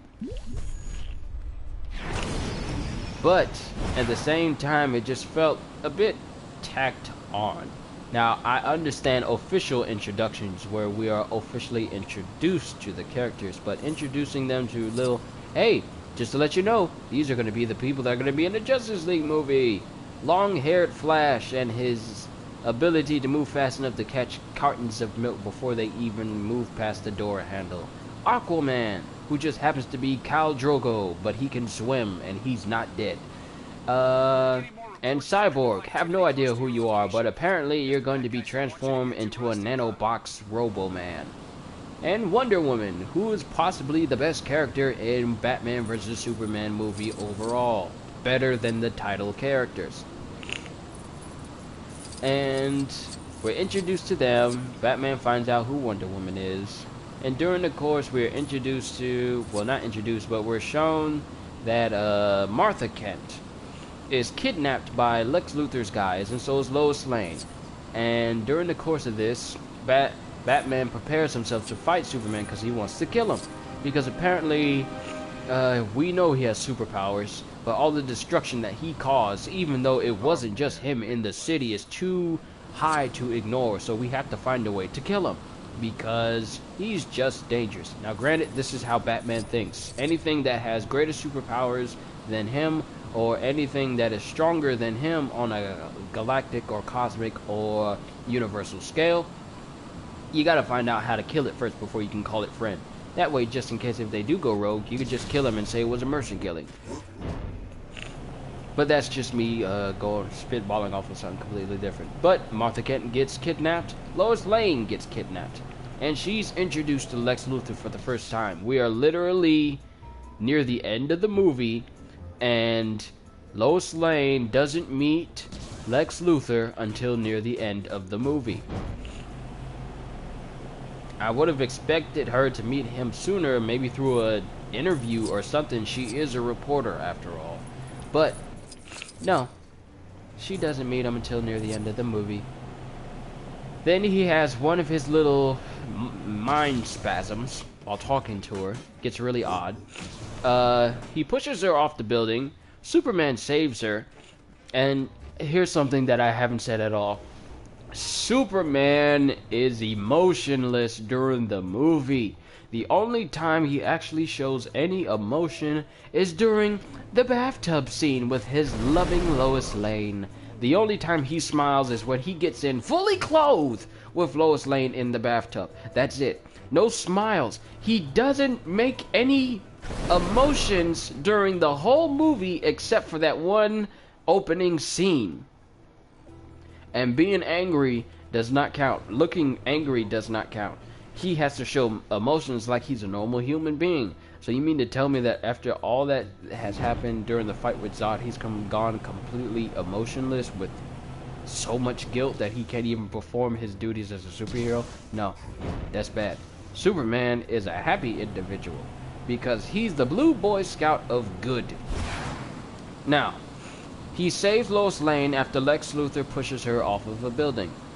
And during that time, he says that, hey, I gotta go do what I gotta do. And he goes up to Lex Luthor and says that, hey, what are you doing? You have to stop this. You have to stop all of this. And he said, and Lex Luthor is behaving like, oh, no, I don't. I don't have to stop at all. And one thing I notice about boys is one thing they love more than their superheroes is their mother. And in an instant, Superman automatically knows that, hey, they have my mom. Which automatically tells me that, hey, Superman is far more deductive than Batman. Oh, man, that is bad. Superman automatically realizes, hey, they have my mother. In a split second after he realizes that. Batman doesn't realize that Wonder Woman was the one who took it until Wonder Woman had to look back at him at the outside of the door and to let him know through physical gesture that, hey, I have what belongs to you. Now, granted, I know it was done for that scene, but come on. Now, this is just my opinion. You don't have to agree with it. If you enjoyed the movie and all that it had to offer, that is you. But this is just how I felt during the movie. And this is my review for it also, because I never really do these sorts of things. So I thought I'd just, indulge myself a little bit. So, Superman realizes that, hey, he has my mom. So maybe I ought to do what he says to ensure that my mom is safe. Says the guy who can fly at speeds that are faster than bullets. He thinks that he cannot get to her in time. This is a man that can fly faster than anything known to man, including light. This dude is fast. He's faster than the speed of light, yet all of a sudden he's no longer fast enough to catch up to his mother. He can no longer be racked with guilt because the person that had done wrong by him is dead. He can't feel guilty about him anymore. Therefore, his eyes should be working just fine so he can use his X-ray vision. But apparently that doesn't work anymore. The only thing that works is his super hearing. Now, you mean to tell me that Superman is no longer fast enough to find his mother in a fraction of a couple of seconds? He can take off, he can launch himself off the ground and be in the atmosphere within seconds. You mean to tell me that he can't launch himself off the ground, find his mother, beat up all the bad guys, get her back to the house, and confront Lex, and it wouldn't take him a matter of a couple of seconds? I do not believe it. I don't believe it at all. Now, during the course of this time, Batman has already made himself a Robo-Bat suit of armor to help combat the threat that is the Kryptonian known as Kal-El. During this time, he has really provoked him into saying, well, if I can't go to him, he'll come to me. Fires up the symbol, and then Lex Luthor has said that, hey, I orchestrated all of this. I orchestrated this big fight. This big moment is where the Son of Krypton versus Bat of Gotham fight each other to the death. If you don't fight him, and if you don't kill him, I kill your mother. That's basically it. Unless Superman kills another person, because it's not like he already has enough guilt on his plate, then he will kill Superman's mother. And Batman is just literally itching for the chance because he wants to try out his new Soul Spear. Sorry, Dark Souls reference. He wants to try out his new Crypto Spear, which he made himself in order to fully kill Superman. And during this time, it's raining.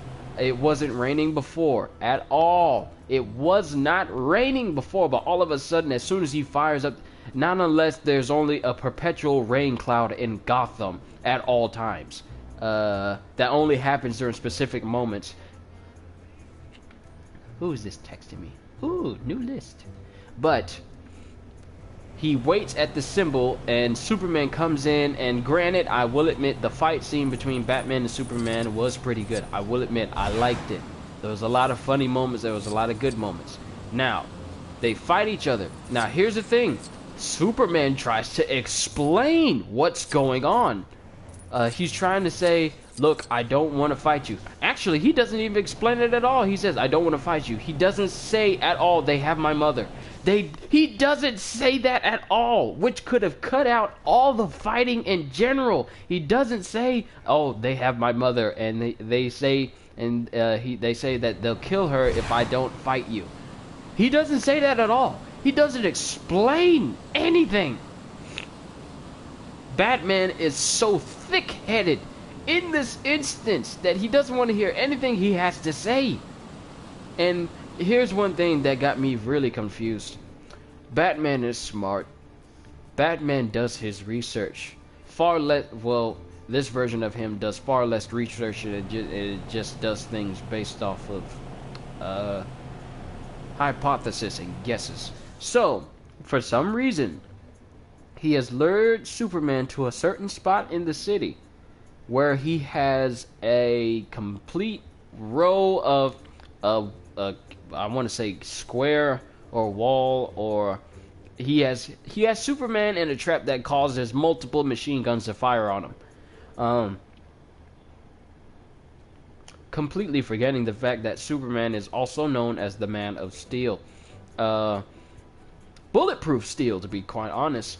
And apparently, he thinks that these will harm Superman.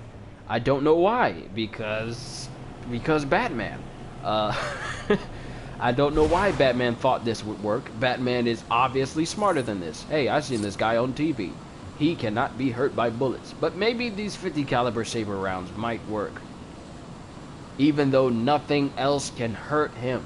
During the course of Superman's career, has Batman ever seen any visible damage on Superman's clothes? Superman's cape doesn't even get scratched. So what made Batman think that those machine gun rounds were going to do anything to him? I honestly thought that there was Batman had a brain fart. That's what I think. Batman had a major brain fart. One of Batman's first brain farts where he thought it was actually going to work. But as predicted, Superman easily surpasses all of this, and I believe he blows up all of the machine guns, still trying to tell Batman, hey, I don't want to fight. This is all just a big setup. Batman is still hard-headed, doesn't want to listen at all, and he still tries to fight him. Now, here's something that completely debunks what some people may have thought was going to happen during the movie. Batman lining his armor with kryptonite so he would be able to hit Superman. It is debunked by the fact that Batman creates kryptonite dust gas bombs, handheld kryptonite grenades, and it sounds funny when I say it. Handheld kryptonite grenades. Now, granted, it is a good idea, but he creates kryptonite grenades. It's still funny. He creates kryptonite grenades, and he uses it to weaken Superman to the point where he's able to not only block Superman's attacks, which Superman is completely dumbfounded by because he has never encountered a person save for Zod and his crew who were able to match him blow for blow, let alone block any of his moves. And this is met with one of the most priceless faces on Superman's face. It's all like, huh? How am I not breaking his arm in half right now? And during this time, Batman just goes to town on Superman. I'm literally just mopping up the floor with him. Now, during the course of the fight, Superman is thrown through buildings, he's grappled and then slammed inside of buildings. There's a lot of building smashing during this scene. And there's a point where Superman starts to regain his strength after Batman just beats him senseless. where Superman slowly actually quite fast regains his abilities, and Batman's still trying to punch him in the face. And his punches are noticeably starting to get less and less powerful, to the point where Superman doesn't even move at all, and Batman's armor glove starts to actually dent itself in because he can no longer inflict damage on Superman. And this is met with one of Batman's most priceless faces, and actually most priceless poses. He starts backing away from Superman, holding his hand up to him as if to say, "Mercy, don't hit me, don't hit me." Where did this come from? Batman doesn't beg mercy from anybody, regardless of how powerful they are. Here's my thing. Batman went into it knowing exactly what was going to happen. He's going to fight one of the most powerful beings currently on the planet, and I say currently because there's going to be more. He goes into the fight. He goes into the fight expecting to fight the Man of Steel, the Kryptonian, the son of Krypton, the strongest man in the world, full on knowing that Superman could potentially kill him. And after he's gotten so happy with the fact that, hey, I'm beating up the Kryptonian that messed up my city, or this other city that I was apparently working at. Even though I don't have Wayne Towers in Gotham, I have Wayne Towers in Metropolis for some reason. But that instance where Batman is starting to slowly back away from Superman because he's fearing for his life, that got me, because Batman has no fear of anyone. No one. And during the whole course of this scene, there's a whole bunch of exchange blows going back and forth. I've noticed specifically that Batman strangely does not get beat as bad as before. Now granted, he does get thrown through a building after Superman regains his powers, and that was funny. That was funny to me. Batman thought he was going to do something to this guy, so after he loses powers, Batman's just backing away from him, and he gets tossed out of a building into another building during the next one, and Superman is just beating him down, and it's just bad. And during the course of the film, he uses another gas bomb on him, makes him weak again, and starts beating him up again, and starts to lead him down to the area where he has thrown the Spear of Destiny, and he starts beating up on Superman again, and he somehow gains the proportionate strength of a man-sized bat, and starts to throw around Superman, all of a sudden literally hammer tossing him through the building, through the area that they're in order to weaken Superman enough to throw him down and stab him in the chest. And here is the kicker for the whole film. Oh, the kicker. The whole fight scene doesn't end with anybody being grievously injured. No, it ends with Superman at Batman's mercy. He is literally at Batman's mercy, still weak from the kryptonite grenade. And Batman is about to stab him with the Spear of Green Destiny. And during this time, before Batman stabs him, like all last-minute action film cliches, Superman says, "Martha." And right before Batman stabs him, he stops. He stops before killing Superman. And I'm not saying this because I was hoping he would kill Superman. I'm just saying it due to the fact that this is just another action movie cliche. He stops Superman. He stops before stabbing Superman. And he stops to question Superman. Like, what did you say? What did you just say? And he said, "Martha." And then he says, "How do you know that name?" Because, oh, big shocker there, Batman's mom's name is Martha too. "I have to save Martha," Superman says. Then Batman stops. And then he's thinking to himself, how do you know that name? He's about to stab Superman anyway, until Lois Lane, out of nowhere. Out of nowhere! She couldn't have possibly known where they were. She manages to get into the building at the exact place where they were at. She wasn't even remotely close to Gotham when Superman came and placed her back down on the ground floor. Now, for those who paid attention, when she fell off that building that Lex pushed her off of, Superman caught her and landed maybe a couple blocks away, maybe about 2.5 blocks away from the building that she fell from. And you can see when you go back to the top of the building, when Superman flies to the top of the building, and you can see the bat signal all the way over in Gotham, or Metropolis Gotham. I don't know. I can never tell if you're in Gotham or in Metropolis because it all looks the same.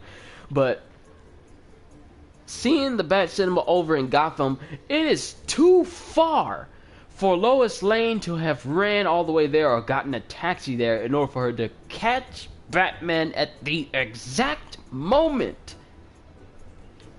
to stop Batman from killing Superman with the Elonga Spear of Destiny, the Dragoon Spear of Green.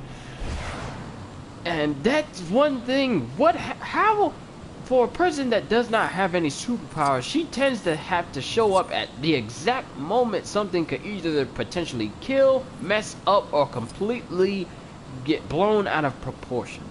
Now, that's one thing. And after that, Batman completely stops his crusade of trying to destroy Superman.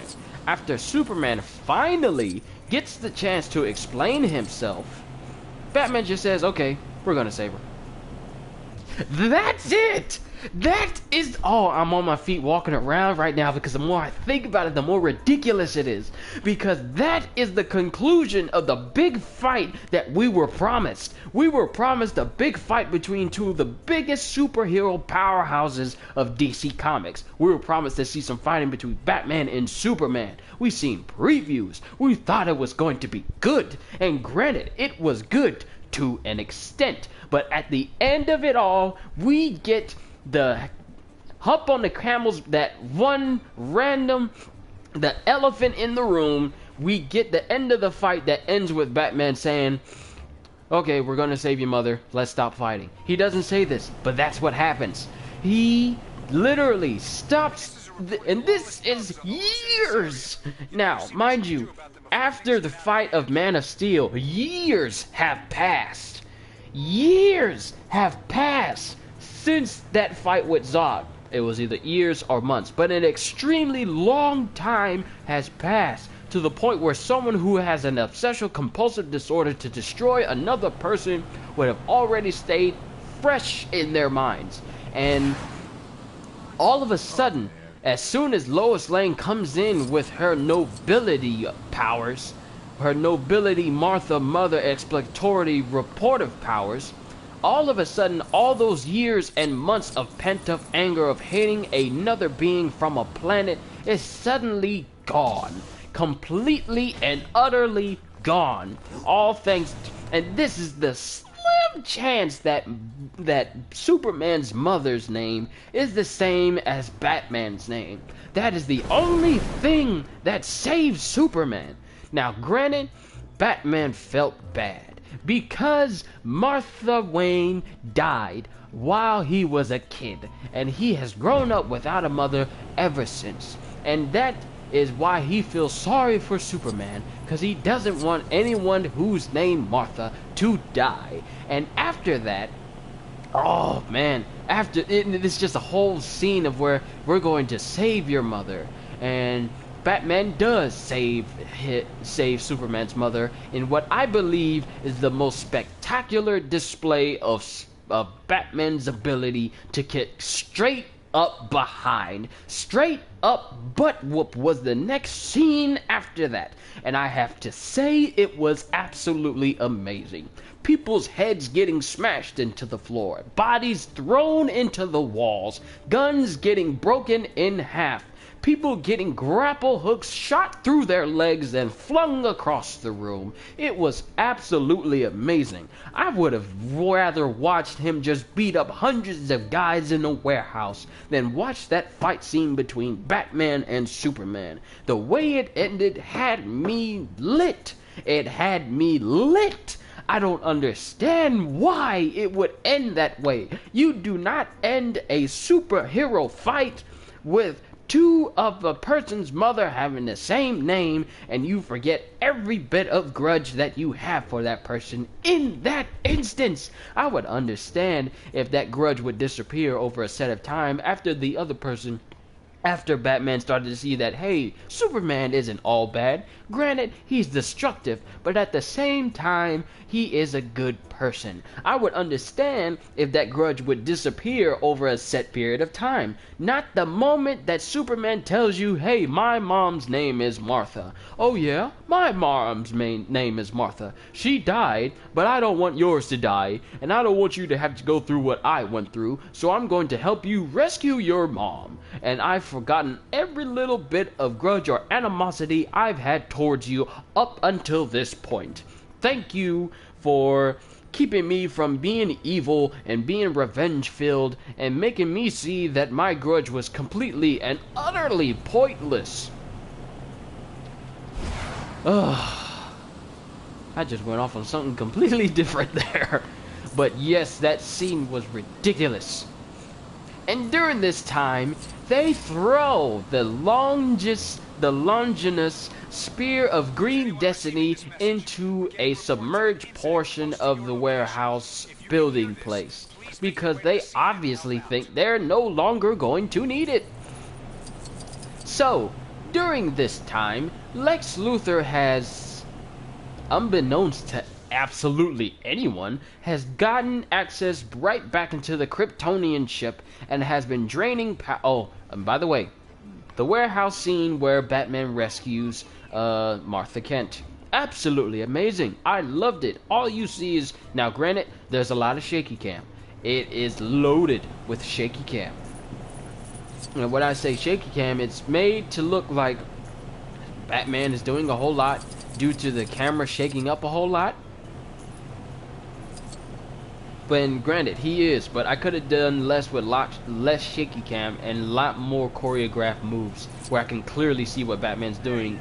But even after that, the fight scene with Batman versus those thugs, beautiful. I loved it. I loved it better than the Batman versus Superman fight, which I've already said already, but I just had to reiterate it. But it was still good. Now, after this point, hold on, let me get away from this ground floor so people can stop interrupting me when I'm talking. Now, after this point, he rescues his mom. And then he says that, hey, I got sent by your son. Because all of a sudden, everyone knows Superman's identity. And it's just cool.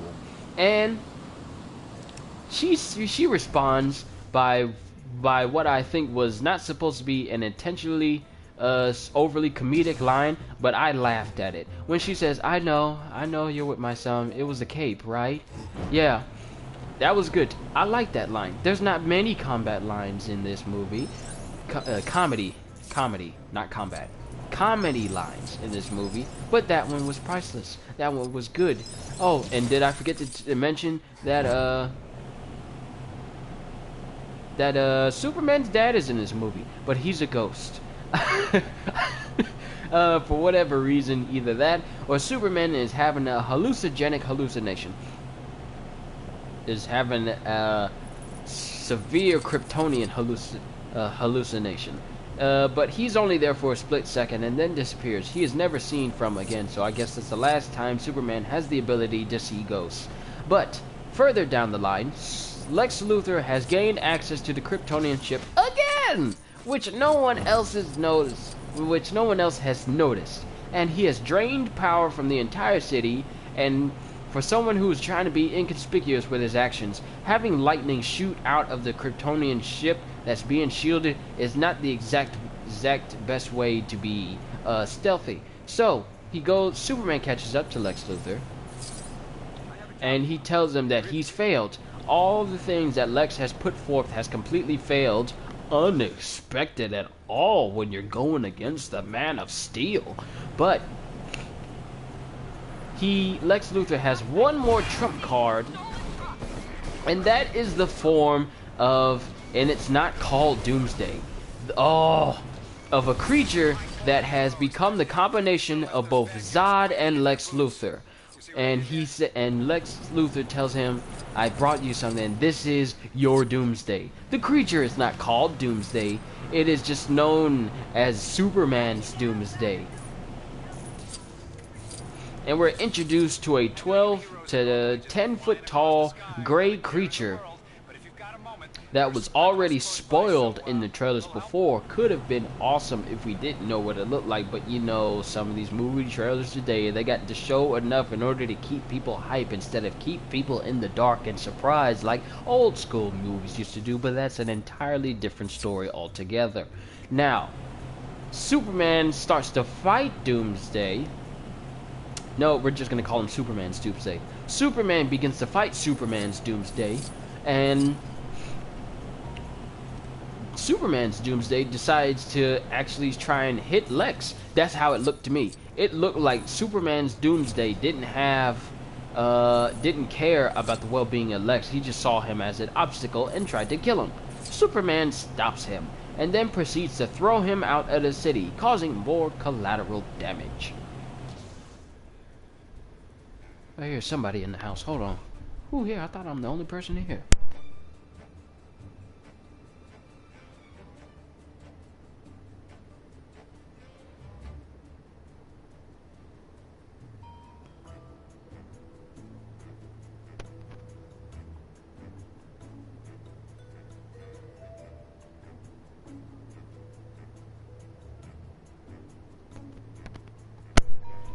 Alright, crisis averted. It was only my dad walking through the house. Now, during the course of this fight, we are introduced to another fight.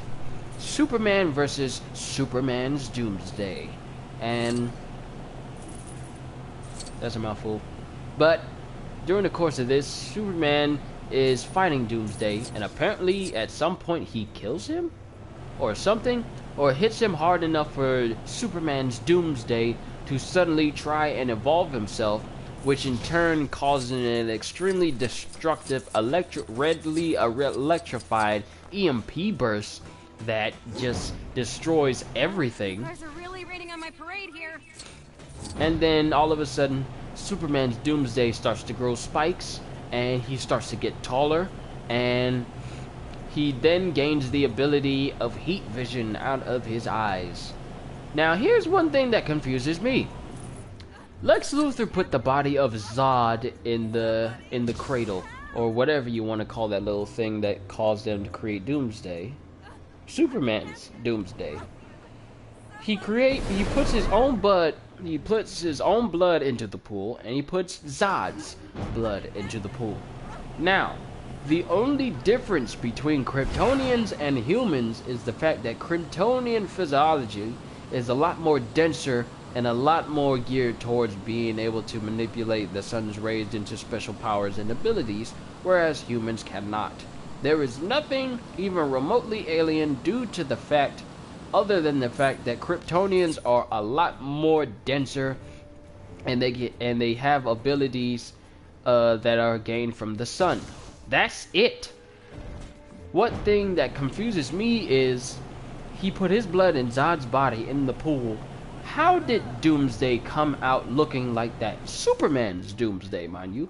How did Superman's Doomsday come out of the pool being a 10-foot tall monster with a not even remotely human-looking face? Complete with absolutely no junk. It was just an alien. It was just a bare alien. It had no clothes on at all. No clothes! Doomsday, when he was conceived in the comics, he had drawers. He had pants. I don't know why. Okay, first and foremost, welcome, Alex. It's good to have another person who I can talk to about this. Now, during the course of the movie, all of a sudden, we are greeted by the military, who have not been seen at all, save for that admiral dude. I forget his name. The captain guy from the Matrix. The captain guy that didn't like Morpheus. I forget his name. The captain guy that doesn't like Morpheus in Superman's movie. He's there along with the rest of the military officials. Now, granted, the military has done nothing competent the entire movie. This is the first time we see them during the whole movie. And they're just saying, well, we need to nuke them both. Logic. let's just set off a nuke right next to Metropolis and Gotham, or Metropolis/Gotham, because like I said, I can't tell during that movie whether we're in Gotham or in Metropolis at any given time. They both look the same, and we're seeing them fight each other. Then Batman is there. Alex, you raised one of the finest points ever. The military in any movie has never done anything competent. Prime example, Incredible Hulk. Exactly. The one thing they think of doing is driving 15 different Humvees through a college campus, having an Apache helicopter come through and throw missiles down on their lawn, completely endangering the people that were there. And I'm pretty sure that they didn't tell the people to clear out of the building, because how could they possibly know anybody was in the college at the time? The only people that I've seen actually, don't forget Harlem. Oh yeah, they did nothing. Ooh, let's fire a rocket at this creature. This random creature that we have never seen before, and hope that it kills it. Creature catches rocket. Thrusts the rocket into his own chest that causes it to explode. And he's just fine. Then all of a sudden they want to think, nope, this is probably not going to work. And Ross's idea during that whole thing was tell everyone to have everything they've got and go to Harlem. Harlem is in New York, home to one of the greatest number of people in America, and you want to bring an entire military, a whole army down there just to take on the Abomination? Did you forget that New York is not spaced out? The only clear spaced out place is Central Park. Everything is packed. So there are people everywhere. But yet the military thinks it's a good idea to have an all-out war in the middle of the streets, where the streets of New York are rarely ever empty. And yeah, but like you said, Alex, military is not one of the most competent forces in any superhero movie. I cannot remember any movies where the military actually did something that helped. And I'm literally going through my mind right now trying to remember what movie had anything that had anybody other than the superhero themselves that actually helped in the movie. I'm actually trying to remember right now, and I can't for the life of me remember. But back to the Batman vs Superman movie. Superman is fighting Doomsday. Chalais. Am I saying that? Chalais? Am I saying that right? Chalais Johnson. I don't know if I'm saying it right. But I apologize if I am. But welcome. We're just talking about superhero movies, and I am talking about Batman vs Superman. And I've been talking about it for quite some time. And this is my opinion on it, so I don't speak for everyone when I tell whether the movie was good or bad or not. And I've been talking about it for a long time. But where I left off, Superman is fighting Superman's Doomsday, because like I said, he is not called Doomsday in the movie. Lex calls him, he's your Doomsday, so he's essentially Superman's Doomsday. He's not anybody else's Doomsday but Superman's. So he's fighting him in the streets, and Batman decides to try and fight him with his Bat VTOL helicopter thing, his Bat VTOL, his Bat biplane, his Bat glider. He decides to fight him in that. This causes Superman's Doomsday to evolve again, releasing another EMP burst, but this one greater in scale. And this one starts to get so destructive that it starts to endanger the people that are around him. And the first thing that the military wants to do is, well, we need to kill this thing, so let's nuke it, regardless of the population that he's extremely close to. Let's just bomb the creature that's out in Gothamtropolis. And regardless of the fallout that happens, let's just nuke it, and maybe we can take Superman out too, because apparently we don't like him anymore, even though he saved pretty much everyone in the room who were conversating about it at the time. So let's just get rid of Superman too, because the only real power on this earth is the one made by the military, and we all know how competent military are in superhero movies. So they start talking about it while Superman and Superman's Doomsday are continuing to fight in the streets. And during this time, Superman is getting tossed around because Superman's Doomsday is able to equal him in strength, and Batman is trying to fight him.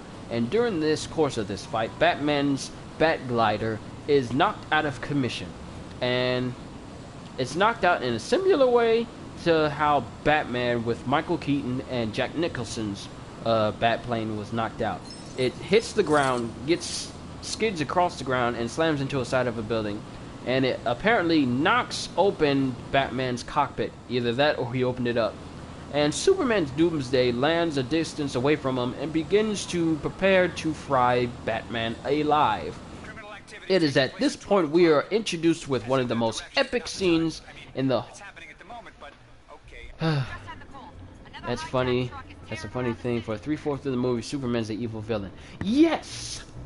They completely overlooked the fact that he's fought with them. The same military that said, yes, we're going to work with Superman to get rid of these threats. In Man of Steel, mind you, that they were saying that, yes, we're going to work with you so we can save this planet. Because if we don't, everyone except you and these Kryptonians are going to die. So by all means, help us, Superman. We even give you the name Superman because you're Superman. And after this, we trust you. Now, you can't tell me that during the course of Man of Steel, that all of a sudden,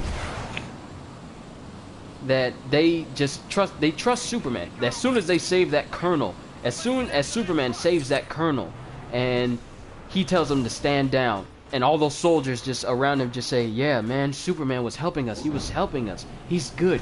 And then after he goes and destroys the world engine on the other side of the world and just basically saves everyone, it is at that point they said, yeah, he's Superman. He saved us. We're good. We're safe. We're safe. He saved us. He kept us from dying because they were going to terraform this entire planet and make it a new Krypton. And we would have died without Superman. He's good. Batman versus Superman. Superman is evil. He killed all these people. His fight in Metropolis, utterly ridiculous. All those people died on his watch, and he caused it. Even though there were about 6 to 7 other different aliens on the planet who brazenly killed more people, but we don't think that's even relevant due to the fact that Superman was the one who's most prominent during all of those fights. Like I said, the military is probably not the best people to go to in this movie if you want some tactical or legitimate advice, because they are quite possibly the most bipolar of people in this movie. Oh, it was bad. Wow, the more I think about it, the more relevant it becomes. The military is quite possibly the most unreliable source of help during all of these movies. Okay, back to the movie. The most epic scene is Superman is about to get fried alive by Superman's Doomsday. Because like I said, he is not called Doomsday at all, which is ridiculous. He is saved at the last possible second. Now, this last possible second I can understand because well, we'll get to that. He is saved at the last possible second by Wonder Woman in her full Wonder Woman garb. And she is joined by one of the greatest soundtrack music of a character I've heard during the whole film. We've already heard Superman. We heard Batman. I cannot remember Batman's theme song because it's been that... I honestly can't remember it. But we are introduced to Wonder Woman in her full Amazonian princess garb. And she looks awesome. Her whole presence there just steals the movie. Not the scene, the movie. Every single scene that Wonder Woman has been in, it has always been good scenes. Even that one random scene when she was at the ATM machine. Yes, I would love to just watch Wonder Woman at the ATM. I don't mind. I don't care that Batman wants to find a way to kill Superman because it's never going to work out. It never does.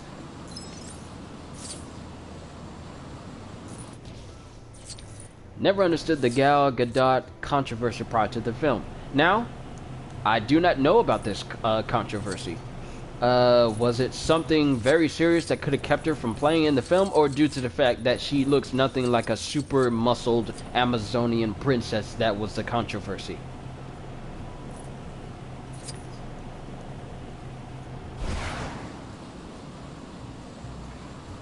Because I heard some people didn't like her. Yes, that's what I was about to say, that some people didn't like the way she looked because she looked too thin to be Wonder Woman. That's the only thing, but she pulled it off. She pulled it off. I think she pulled it off. And here's the thing, you don't need to be China in order to be Wonder Woman. Now, China, rest in peace. For those who know who she is, she's the famous wrestler who recently passed away. But you don't need to be super muscled in order to be Wonder Woman, because Wonder Woman is muscular, but she's lean muscular, and in the fact that she is still attractive even though she's super mega strong. Now you can see in comic books she doesn't have super overdeveloped muscles like she's a female bodybuilder. She has the muscles of a woman who's still attractive, but she has a muscle. She's just muscular lean. She's just physically fit. That's it. Now, I don't understand why people were so apprehensive on that, because I may be talking about some Civil War things here too, because that's something I need to talk about as well. And I'm just flying around here just talking. But during the course of the film, Batman is saved by Wonder Woman, and she steals the scene. She steals it from both Batman and Superman. Yeah, Superman's fighting. Yeah, Batman's fighting. He's looking... Now, granted, Batman looked awesome when he was grappling across buildings, because we don't see Batman grapple all that much. We haven't seen... When did we ever see Batman grapple in Batman Begins, Batman... Well, there is that one scene where Scarecrow ambushes him and puts that poison in his face, and he puts the grapple on his belt to sort of get himself on a rooftop. But that was the only time. I haven't seen... When was the other time that he used his grapple to actually get around? Actually, because most of the time you will only see Batman use either his Batmobile, his Batpod, his Batplane, or his cape to get around. We have rarely ever seen him use his actual grapple to get around the city.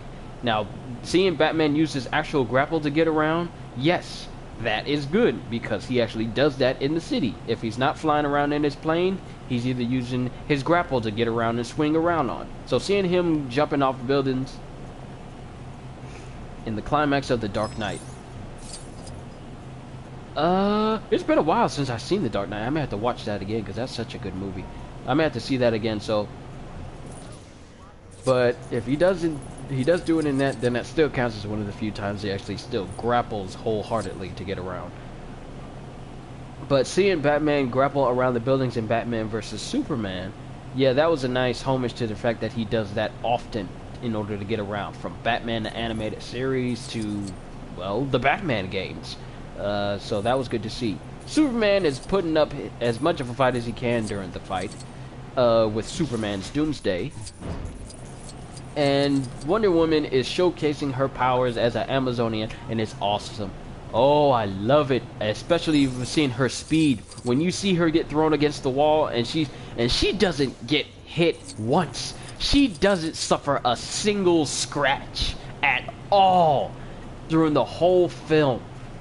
She gets thrown into a wall. She cocks her head to the side, looks at Superman's Doomsday with intimidating eyes. Then all of a sudden, she's just gone, because she moves that fast. She's literally just, she looks at him, then all of a sudden you see, pew, she's gone. She's gone. And I love that. I love seeing characters move at fast speeds in movies. I love it. I love speedster characters. I'm looking forward to Quicksilver's next scene in X-Men Apocalypse. I'm really looking forward to that. I really hope that he has some other different types of music going this time.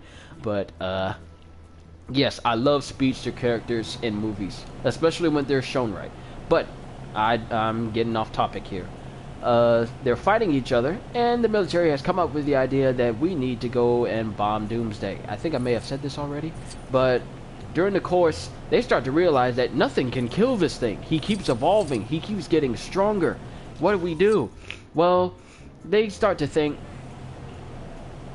from the sound of it, there are going to be 2 scenes like that one. I hope so. Quicksilver in the X-Men movies, I love it. I love more Quicksilver, because the last time we seen Quicksilver, he was the most awesome speed he was the most, that was the greatest display of super speed I have ever seen. And now granted, the Flash TV series may have its moments, but that one scene where you see Quicksilver at its fastest is just amazing. The best speedster scene I have ever seen. So it's just awesome. So I'm really looking forward to that. But back to the movie. So they come up with the idea that, hey, you know that spear of destiny, the spear of green destiny that you threw away into that pool back at the building? We can use that to kill Superman's Doomsday. Now granted, they're all still fighting Doomsday, so they are distracted. And Lois Lane, the useless human character, decides, oh, I'll go get it. I'll go fetch it for you, even though I don't have any super strength or any abilities of any kind other than Superman being attracted to me. I'll go ahead and get this extremely dangerous weapon that could potentially kill me if I do not be careful with it. I'll go rescue it while you go continue to fight this monster. And everyone continues to do so. Lois Lane gets the staff, and she becomes trapped during the ensuing chaos due to the fact that she's in...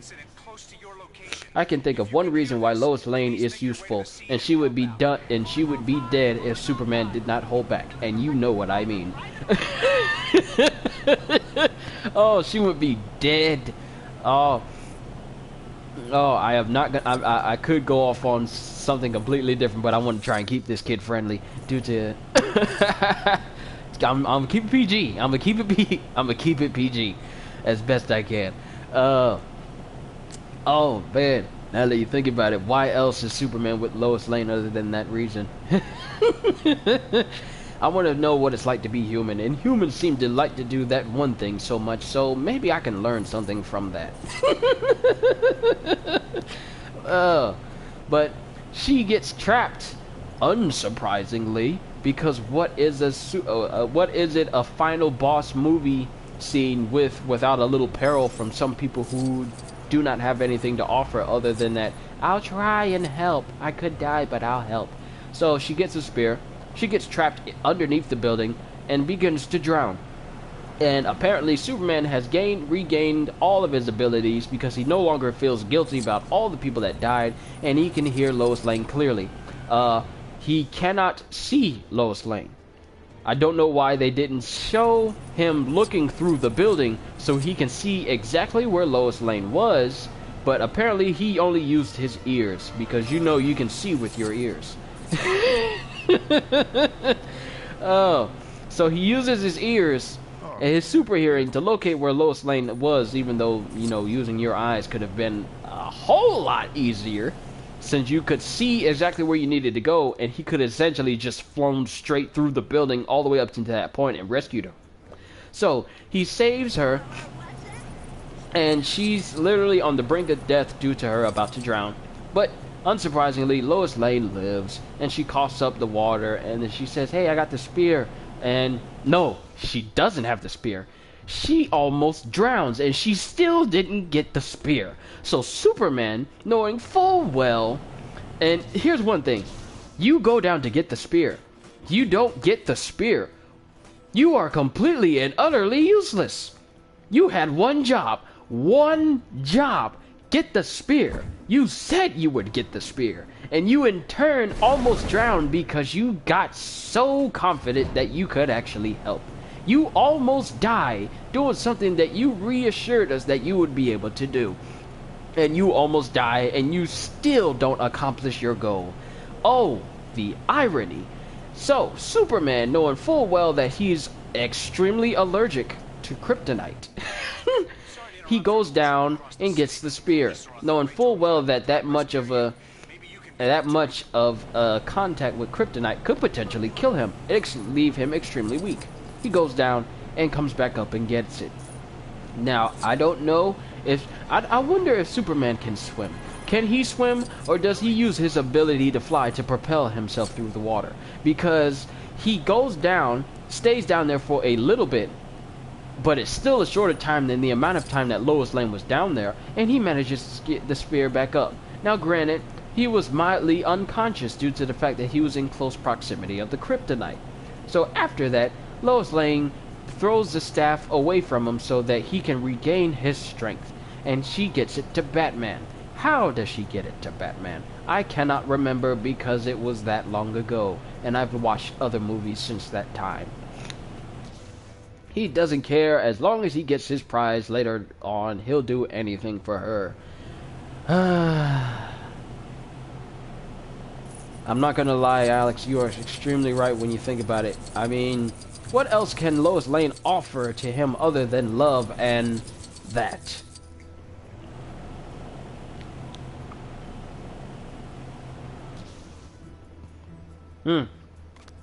Oh, that was uncomfortable. Sorry, I had to adjust myself. So, I forget completely who gets the Spear of Destiny from Lois Lane. But during the fight, Wonder Woman is holding her own against Superman's Doomsday. And I mean literally holding her own. She's holding her own better than Superman is.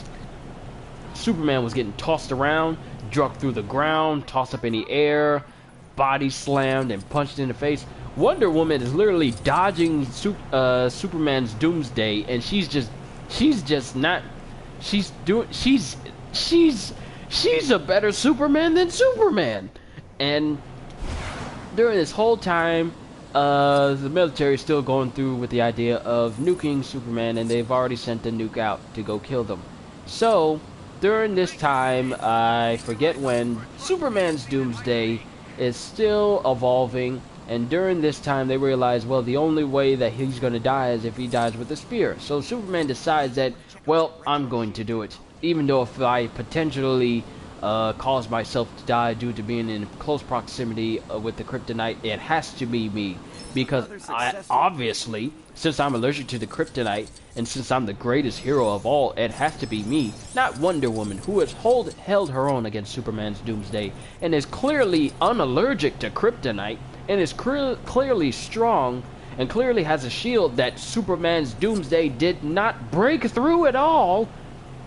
I'm going to do it. Because it has to be me. It doesn't have to be anybody else, it has to be me. So, Superman, in the end, he probably became suicidal after the world turned their back on him. Yeah, Batman could have done it. As smart as he is, well, relatively as smart as he was, he could have done it. He could have figured out a way to throw the spear into a vital part of Superman's Doomsday to where it would have killed him and not endangered anybody. But no, it had to be Superman, because apparently if, well, they did, I think they brought up a fact that if Superman's Doomsday died, he would blow up or something. Why did Superman fly him into space? Was it because that every time Doomsday evolves, he lets out every time Superman Doomsday dies, and I say dies in parentheses, he lets out this EMP burst that destroys everything around him. So if he died, it could potentially destroy Gothamopolis. I don't know. I don't remember. But Superman, during this time, he flies an act of love. He said, "This is my world, you are my world." Is that what he says to Lois? There he goes, "I'm coming, Elizabeth." There he goes, "I'm coming, Elizabeth." Oh, that's bad, because that's exactly what they did. They just gave Doomsday a heart attack. They gave him a heart attack with a spear to the heart. So it was a heart attack, but not the heart attack that we humans know. It was essentially a physical attack on the heart. So yeah. So after that, Superman flies him up into space after stabbing him with the Spear of Destiny, while Superman Doomsday at the same time decides to stab him and during the course of the movie, I think Wonder Woman cuts off Doomsday's arm, Superman's Doomsday's arm, which is the most damage he has ever suffered during the entire fight. Only Wonder Woman inflicted that much damage. No one else did. Sure, getting punched in the face, ooh, that hurts. But Wonder Woman is the only one so far to actually do some superficial damage. Well, not superficial, but actual physical damage. Cutting off his arm. And he evolves after that. And he grows I want to say, just a bone spike in its place. So, during the end of the fight, Superman stabs Superman's Doomsday in the heart, I guess, with a Spear of Destiny, and at the same time, Superman's Doomsday stabs Superman with his spine hand of the Abomination. And anyone who's seen The Incredible Hulk knows exactly what I'm alluding to when I say Abomination. So, Superman Doomsday stabs him straight through the chest. And I mean straight through the chest to the point where he's completely stabbed through Superman's spine, because you can clearly see it going through his back. And Superman decides to take him up into space. So when Superman's Doomsday explodes, he'll explode away from everybody. And the military just so happens to have launched the nuke into space at the same time that Superman has gone up into space in order to get rid of them both. Now, during this, actually, you know what? I am overlooking a super significant fact. I am overlooking the fact that Superman actually takes Superman's Doomsday up into space beforehand, and then the military throws the nuke at him. And during that time, they think that Superman's Doomsday is dead, and so is Superman. And they're actually okay with that fact. They're actually okay with Superman being dead. Well, thank you, humanity, for believing in me and actually letting me help you avoid a catastrophic Earth event. Thanks for all the love.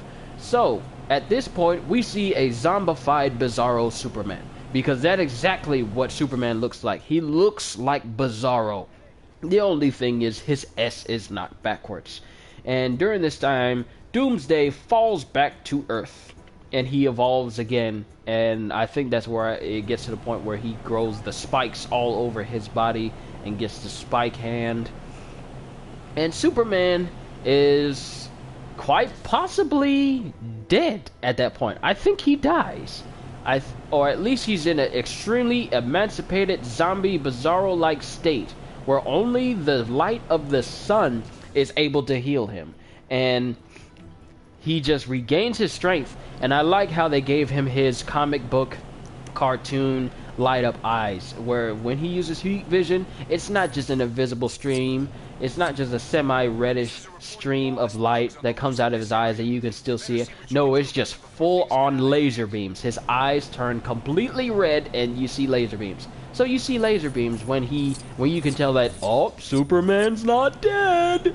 And then after that, Doomsday lands, and then we get to the point where Superman decides, well, it has to be me after he regains his strength. And it has to be me. I kill Superman, we both die together, yada yada, sacrificial lamb, all of that. And during that part, Superman stabs Superman's Doomsday, Superman Doomsday stabs Superman, and they both die. And I say die in parentheses.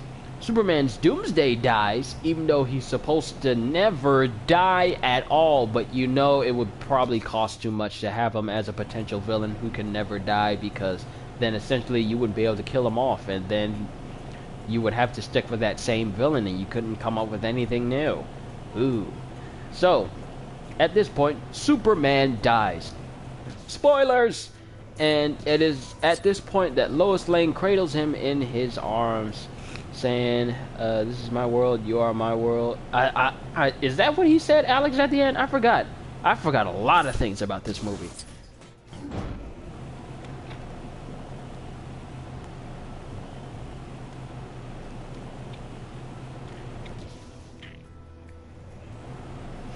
Is that what he says? That I can't remember if that's what he said. But Superman dies. Then Wonder Woman and Batman are there to see him as he dies. Superman dies as an American hero instead of the American mass murderer that everyone saw him at for the entire 3/4 of the film, which is strange to me. And we come to find out, hey, he was going to propose to you and marry you. When did this come along? During his funeral, he has an open casket funeral, and he's in his house. He's in his house in a pine box. He is not in an official coffin. He is in a, the gravedigger in Van Helsing, when he was making all of those coffins after they were fighting.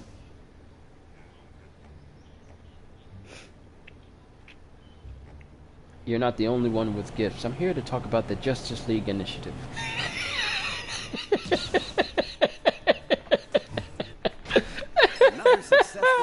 That's good.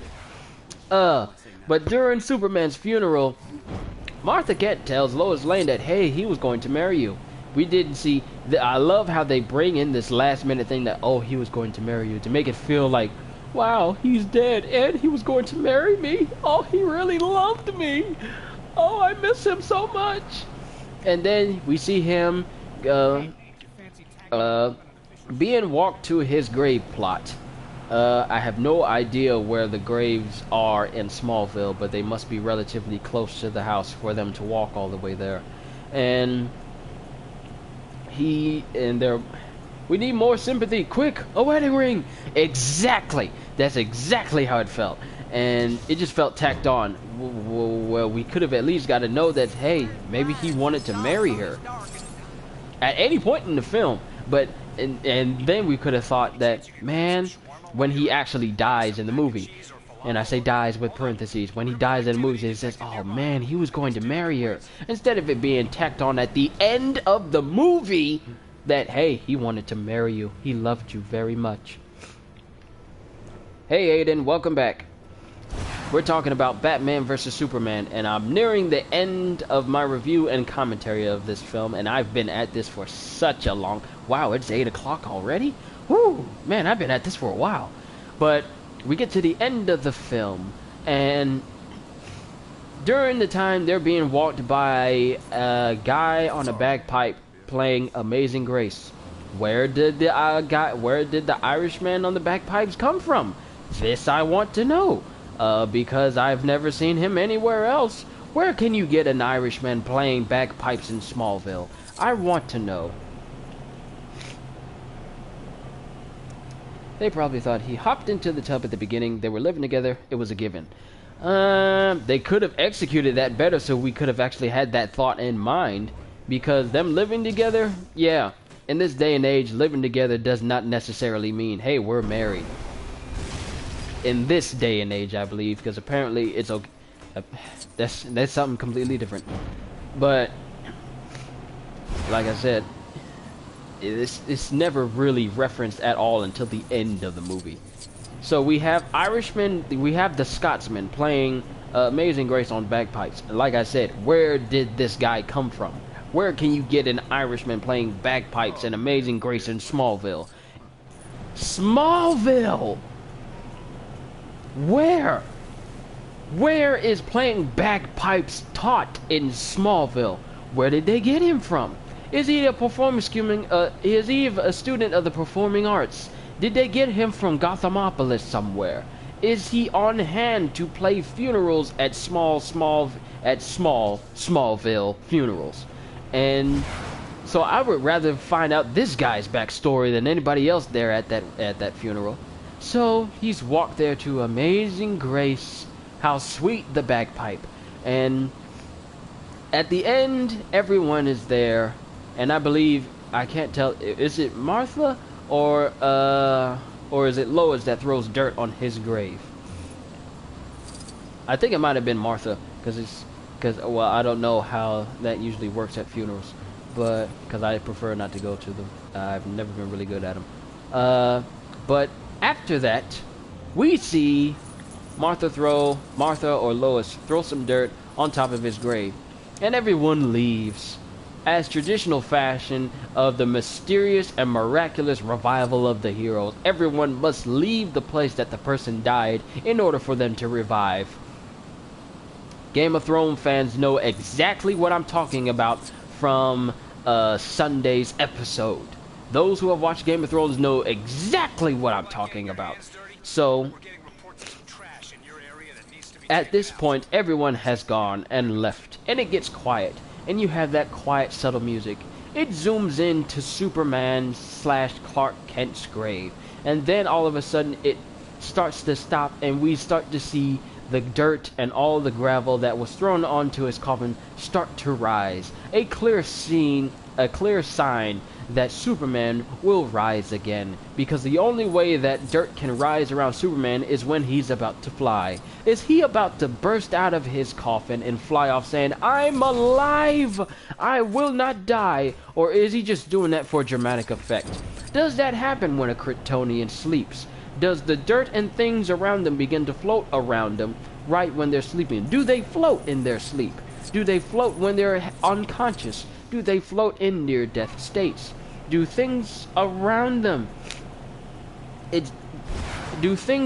begin to float around them when they're unconscious, asleep, or half dead?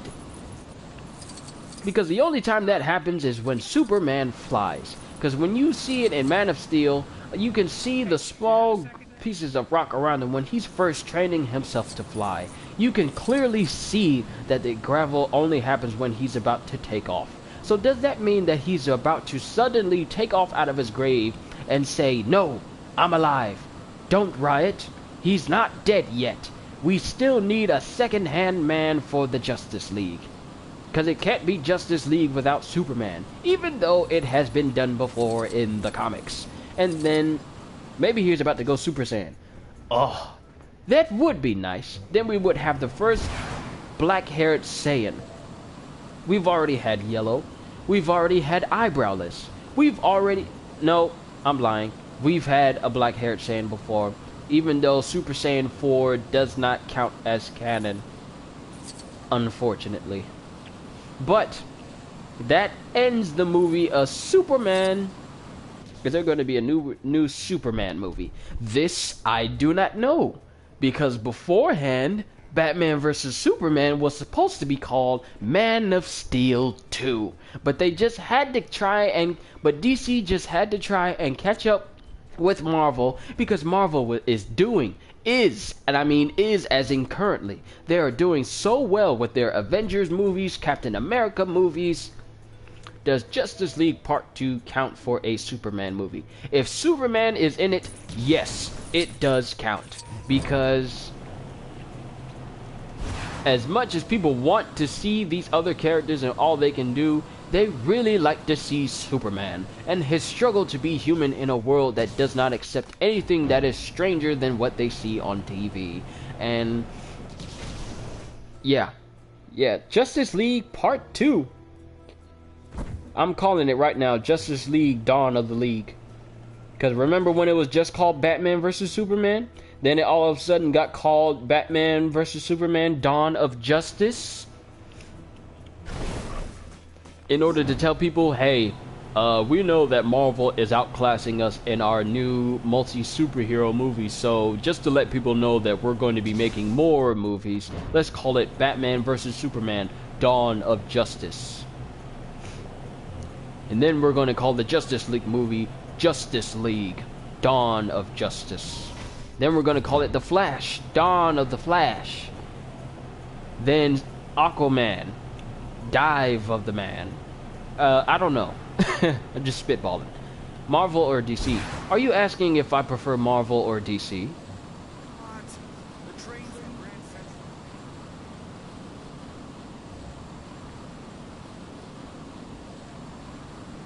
Justice League Part 1.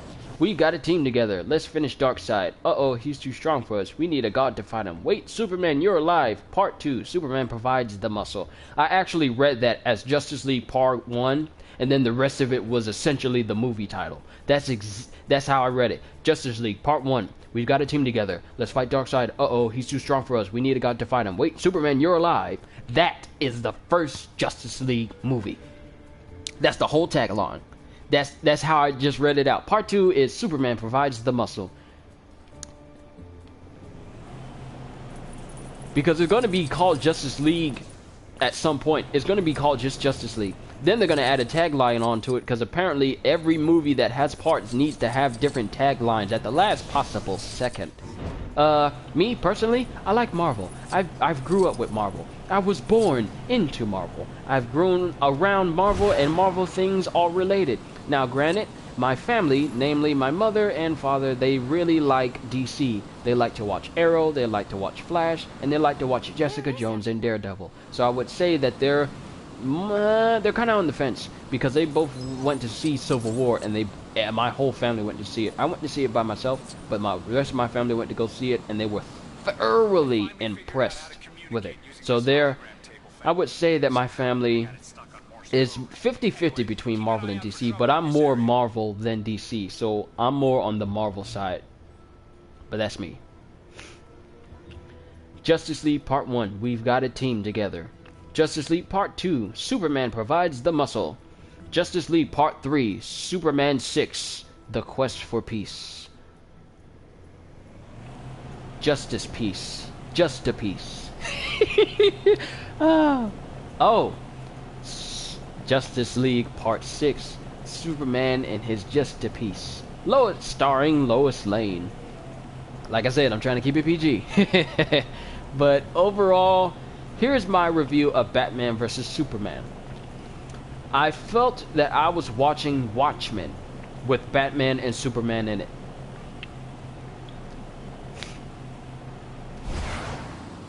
That's how I felt. I felt like I was watching Watchmen, but it had Batman and Superman and DC characters in it.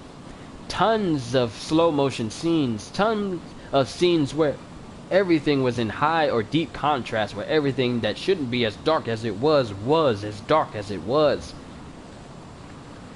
Slow motion scenes that, no, I'm late. You're not late at all, because I believe I want to start talking about Civil War next. Now, I said this at the beginning of my stream, and I may be talking about Civil War. Now, here's the thing. I will not talk about Civil War at all for all those that are watching who have not seen Civil War yet, because I feel that would be disrespectful of me to spoil such an awesome movie. So, for those who are watching right now, have any of you seen Civil War? And I want you to be honest, because I don't want to spoil anything for you, because this is a movie to see, to enjoy. A movie that I highly recommend you go watch before I start doing my spoiler cast. Okay, Aiden, you've seen it.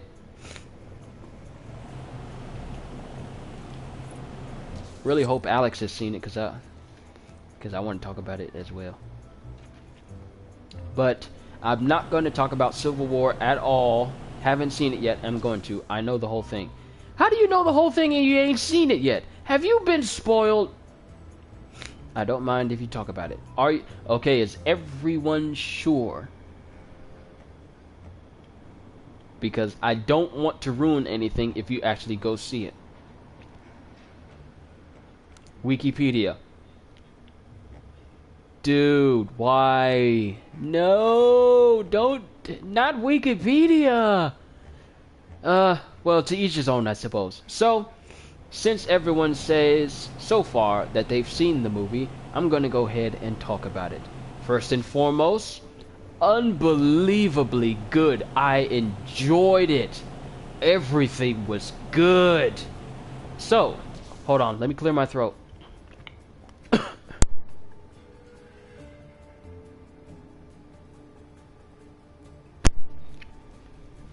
Okay, throat clear. Now first I'm gonna finish my review of Batman, because I still haven't finished it. I felt like I was watching Watchmen with Batman and Superman in it, and I would basically give Batman vs. Superman, it was alright. It was alright. Now granted, there was a few good scenes in it, but nothing struck me as, wow, this is the Avenger movies for DC. but it didn't really sell it because here's the thing: Captain America's Civil War did more with more characters, more dialogue, and more scenes, and more intricate storylines, and they pulled it off better than Batman vs Superman did. They pulled off more characters with different backstories at the same time better than Batman vs Superman. And Batman vs Superman had less to work with, less to constrain them. So that's my review for Batman vs Superman. It was okay. It was alright. Yeah, that's basically it. It was alright. It was okay to me. But on to Civil War, the biggest Marvel movie that has been released so far, at least until we see how Doctor Strange looks. So, and I'm gonna be honest, I have to go with Team Cap. As much as I like Iron Man and his suits, I like his suits. That's the thing I like about Iron Man, his suits. His character can need some work and to be less douchebaggish. But overall, I like Captain America. Sorry, Captain America.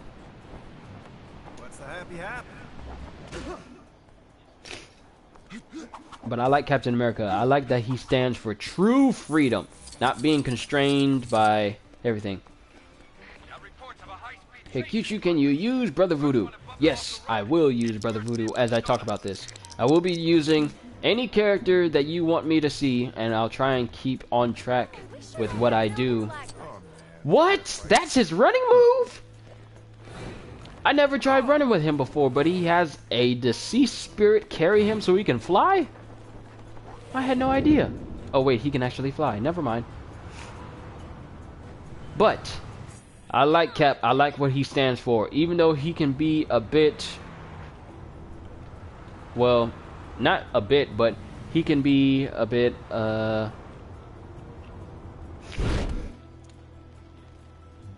he can be a bit, very stubborn when it comes to what he wants to do. But one thing I can give the captain is that if he sets his mind on something, there's nothing you can say that will dissuade him. Not even if the person he's trying to protect has killed multiple people.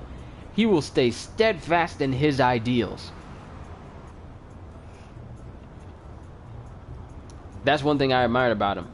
Tony Stark, on the other hand, he's an industrialist. He's a playboy, billionaire, and a genius philanthropist. As he said, none of that, what did you think of the three-way battle? Okay, I'm going to get to that. Let me start from the beginning. We are treated to the scene of where, in the beginning of the film, we are treated to the glorious scene of 1991. Where we are treated to seeing, I want to say, I guess, a Hydra base of some kind in Antarctica. I immediately forgot what it was, but I still remember enough of the movie to give you a very good synopsis. We are treated to seeing a Hydra base in a Icelandic place, and we see that the Winter Soldier is there being conditioned. Certain phrases is causing him to be conditioned to be a... hold on a quick second. Family's calling me. I'll be right back and we will continue. That put a bit of a downer on the night.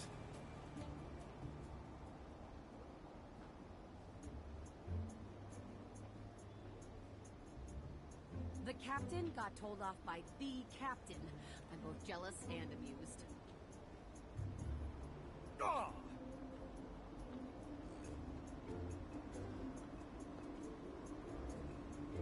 Oh, you are so getting blogged about.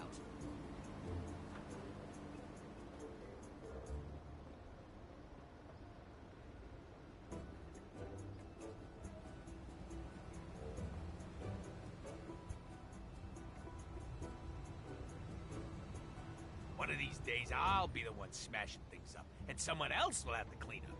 Yeah, that'll be a good day.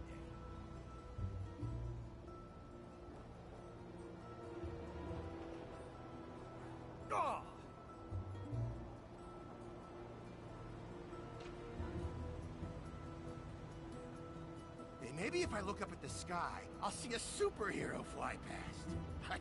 What are the odds of that, huh?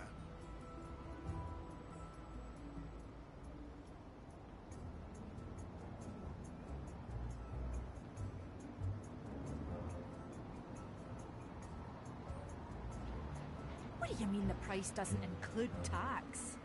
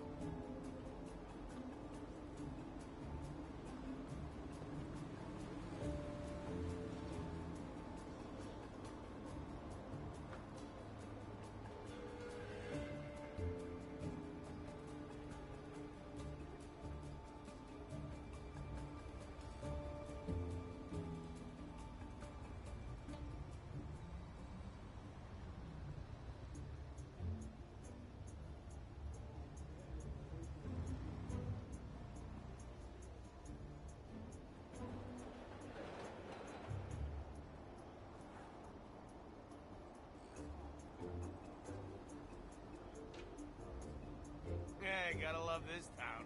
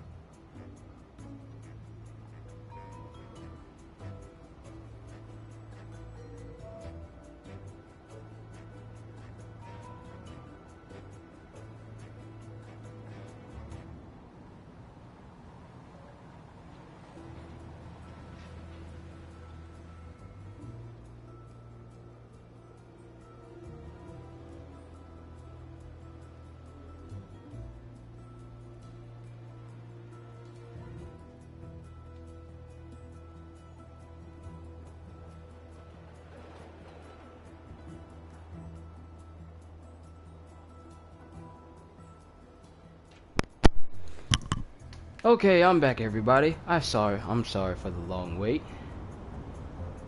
I'm a down on the luck kind of gal. When do I get my superpowers? Took a little bit longer than expected, but I'm back on track. Incoming crime report. Looks like a Can you play as Ant-Man and ride the ant? Yes! That guy stole a priceless gem and then just put it on a glove. I mean, who does that? Which I thought was an extremely cool feature.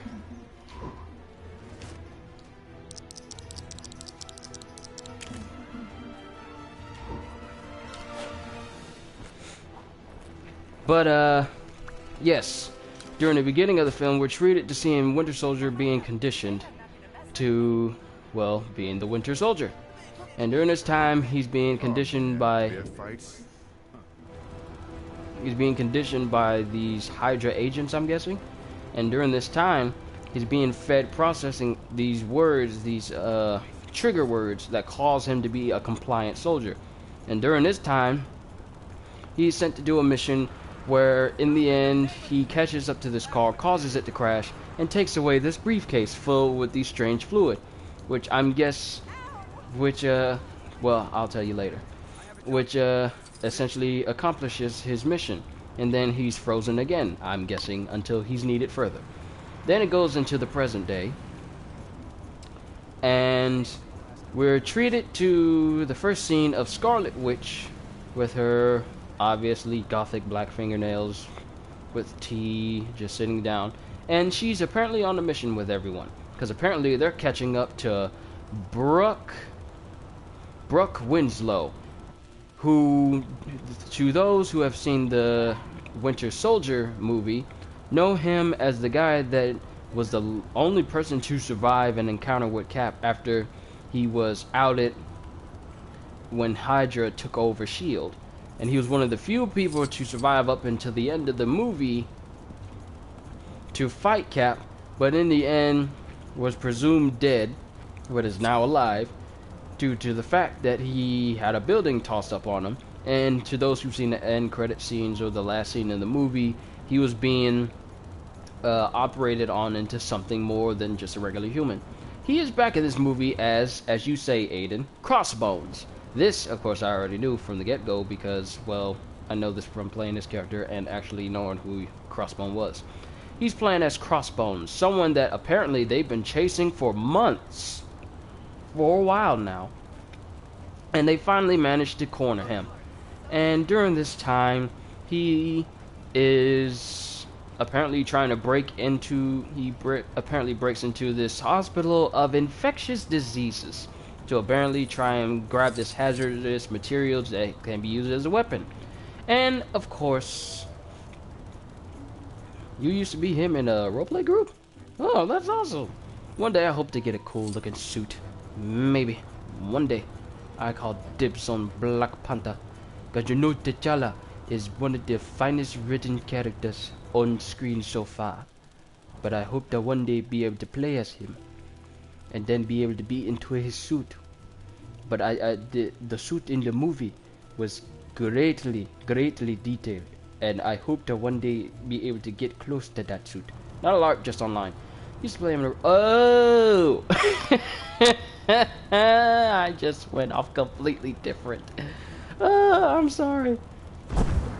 Did I see the Lego Star Wars trailer? If you mean Lego Star Wars: The Force Awakens, then yes. But during the course of the movie, they corner Crossbones. Crossbones gets caught, and we're treated to some fairly epic introductory fight scenes, which I like. I mean, I really liked them. They were very well choreographed, and this one had a bit of a shaky cam, but it wasn't all that bad. And actually, let's shrink this down since the big giant ant is too conspicuous. That's better. But, overall, it went well. The whole operation was going well. We've seen awesome moves by Falcon and his robotic backpack companion Red Wing, even though no one else but him would call him that, not even Black Widow. And during the course of this, the henchmen that are working with Crossbones, they split off into groups, hoping to throw off Captain and his team off so that they couldn't catch him with all of the goods.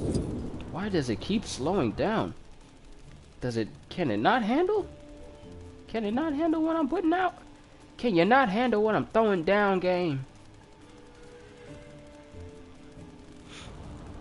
Maybe it's Anthony. Maybe they can't handle Anthony because it's severely lagging in my laptop screen. But during the course of this, they split up and each into 3-man teams.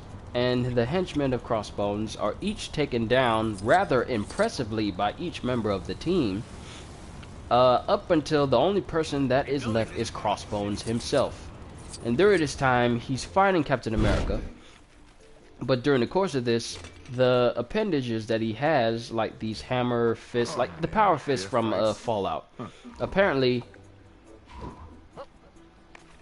And the only way I can grow is if I get back on Anthony. See?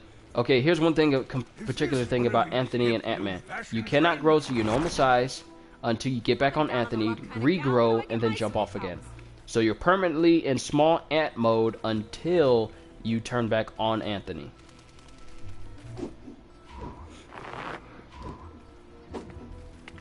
The big city may be mighty pretty, but they ain't got what we got. Unless I was completely wrong. Oh man, bear fights? Huh, that's actually pretty peculiar. So apparently if you shrink again while you're riding Anthony, and you're small...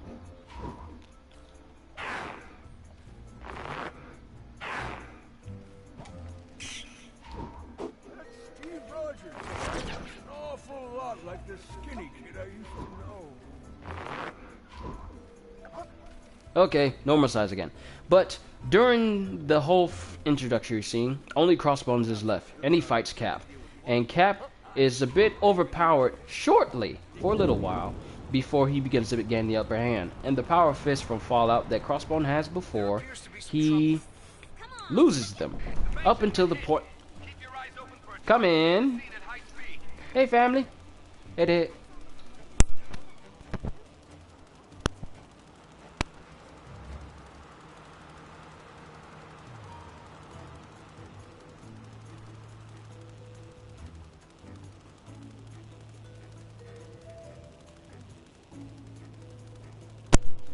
Sorry about that, everybody. That was my dad. He's playing Tomb Raider. He thought, and he wants my help on it. So, we get back to, oh yeah, my dad loves Tomb Raider. He loves Uncharted, and he loves Call of Duty, and all the other good games. But he prefers sports more than anything. But still, I love helping him out whenever I can. Now, I'm sorry. Still got a little bit of the scratchy throat. So, Crossbones is left. Then he's unmasked, and we get to see the full extent of the damage that was done to him during the ending of Winter Soldier, i.e. the effects of him having a building dropped on his face. And he tells Captain, yeah, this is what I look like after you dropped a building on my face. And then he goes on to say that, if I'm dying, you're dying with me. And proceeds to, oh, he threw a bomb at Captain's shield. So Cap had to get rid of his shield, so Captain was only fighting Crossbones with just bare hands. So after that, Crossbones decides to suicide himself and then try and take Captain and everyone else within a close radius with him. Of course, Scarlet Witch shows up, and she's there to catch him in time in order to contain the explosion. And then Captain tells her to, I don't know if I forget if Captain told her to throw it up or she throws him up. But she throws him up in the air as he is slowly engulfed in his own explosion. I'm too ugly to continue to live. Yes, that's the line. I forgot. But it was good, and also a bit haunting when he says that. But when he blows himself up, Scarlet Witch launches him into the air and she lets go. But the direction of the blast is is right next into a building that Crossbones is thrown up into. See ya, Aiden. Glad you can enjoy it. Now, granted, I'm still relatively new to all of this, but I felt that the best way I could do this was, you know, be myself. So, I'm glad you enjoyed it. Yeah. So during this course of the opening, and this is just the opening, and we're already into almost climactic battle like quality.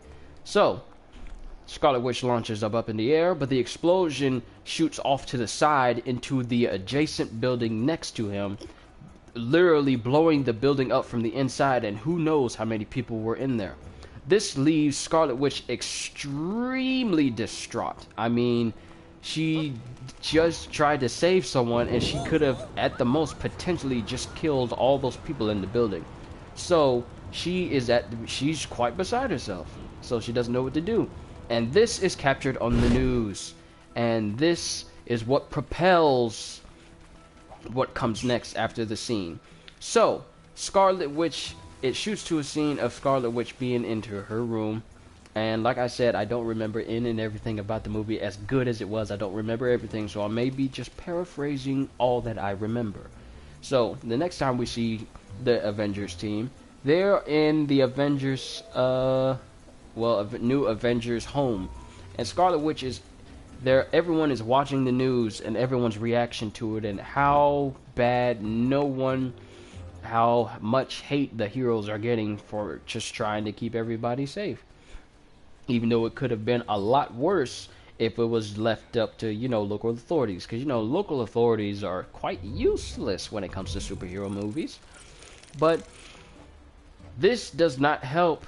And Captain America sees this, and he decides to turn it off and decides to go check on Scarlet Witch. See how she's doing. Console her like a good captain would. And even though he does his best to encourage her. Yep. I know. Same rule applies to Civil War. The only difference is the military doesn't do anything in this movie, which means that there are less useless people to get thrown about by superpowers. So, during this point, Captain tries to console her and tell her that if she hadn't done what she did, then more people would have died. But it does not help her because she still feels like she's nothing more than just an enhanced weapon of mass destruction. Now, granted, that is exactly what she may have been made for, because for all we know, during the time that Quicksilver and Scarlet Witch were down there with Baron Strucker, they could have, for all we know, been exactly that for that reason. Not to be brother and sister, but just to be tools for Hydra to use for their own personal gain or for world domination. This job would be perfect if it wasn't for all the criminals. We need to get somewhere where there's less talky people interrupting me. To the skies, Anthony! But Scarlet Witch still feels bad, and she feels entirely responsible due to the fact that she doesn't even know her own powers. She doesn't even know the extent of what she can actually do. And of course, she turns the TV, Cap turns the TV on, but she still wants to watch it for some reason. I guess to feel completely sad. I mean, you can't feel partly sad, you can only feel completely sad. And I'm not saying that this is a gripe. This is just something I'm just clowning on because the movie's good. I have no complaints about this movie. So, during this time, they are interrupted by Vision, who just casually walks through her wall, saying that, oh, there's someone at the door. And that is extremely hilarious due to the fact that apparently this has happened more than once, because she says that we've talked about this, use the door. And he says, well, I thought the door was open, so I thought it was okay for me to walk through your wall, because apparently that's normal.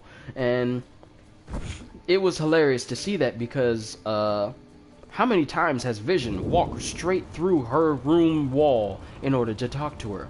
I mean, I know, we all know that he likes her, but how stalkerish is it for someone to just how many times has Vision been in her room when she was asleep, and he could just peek in on her due to him being able to walk through walls? How many times has he done that?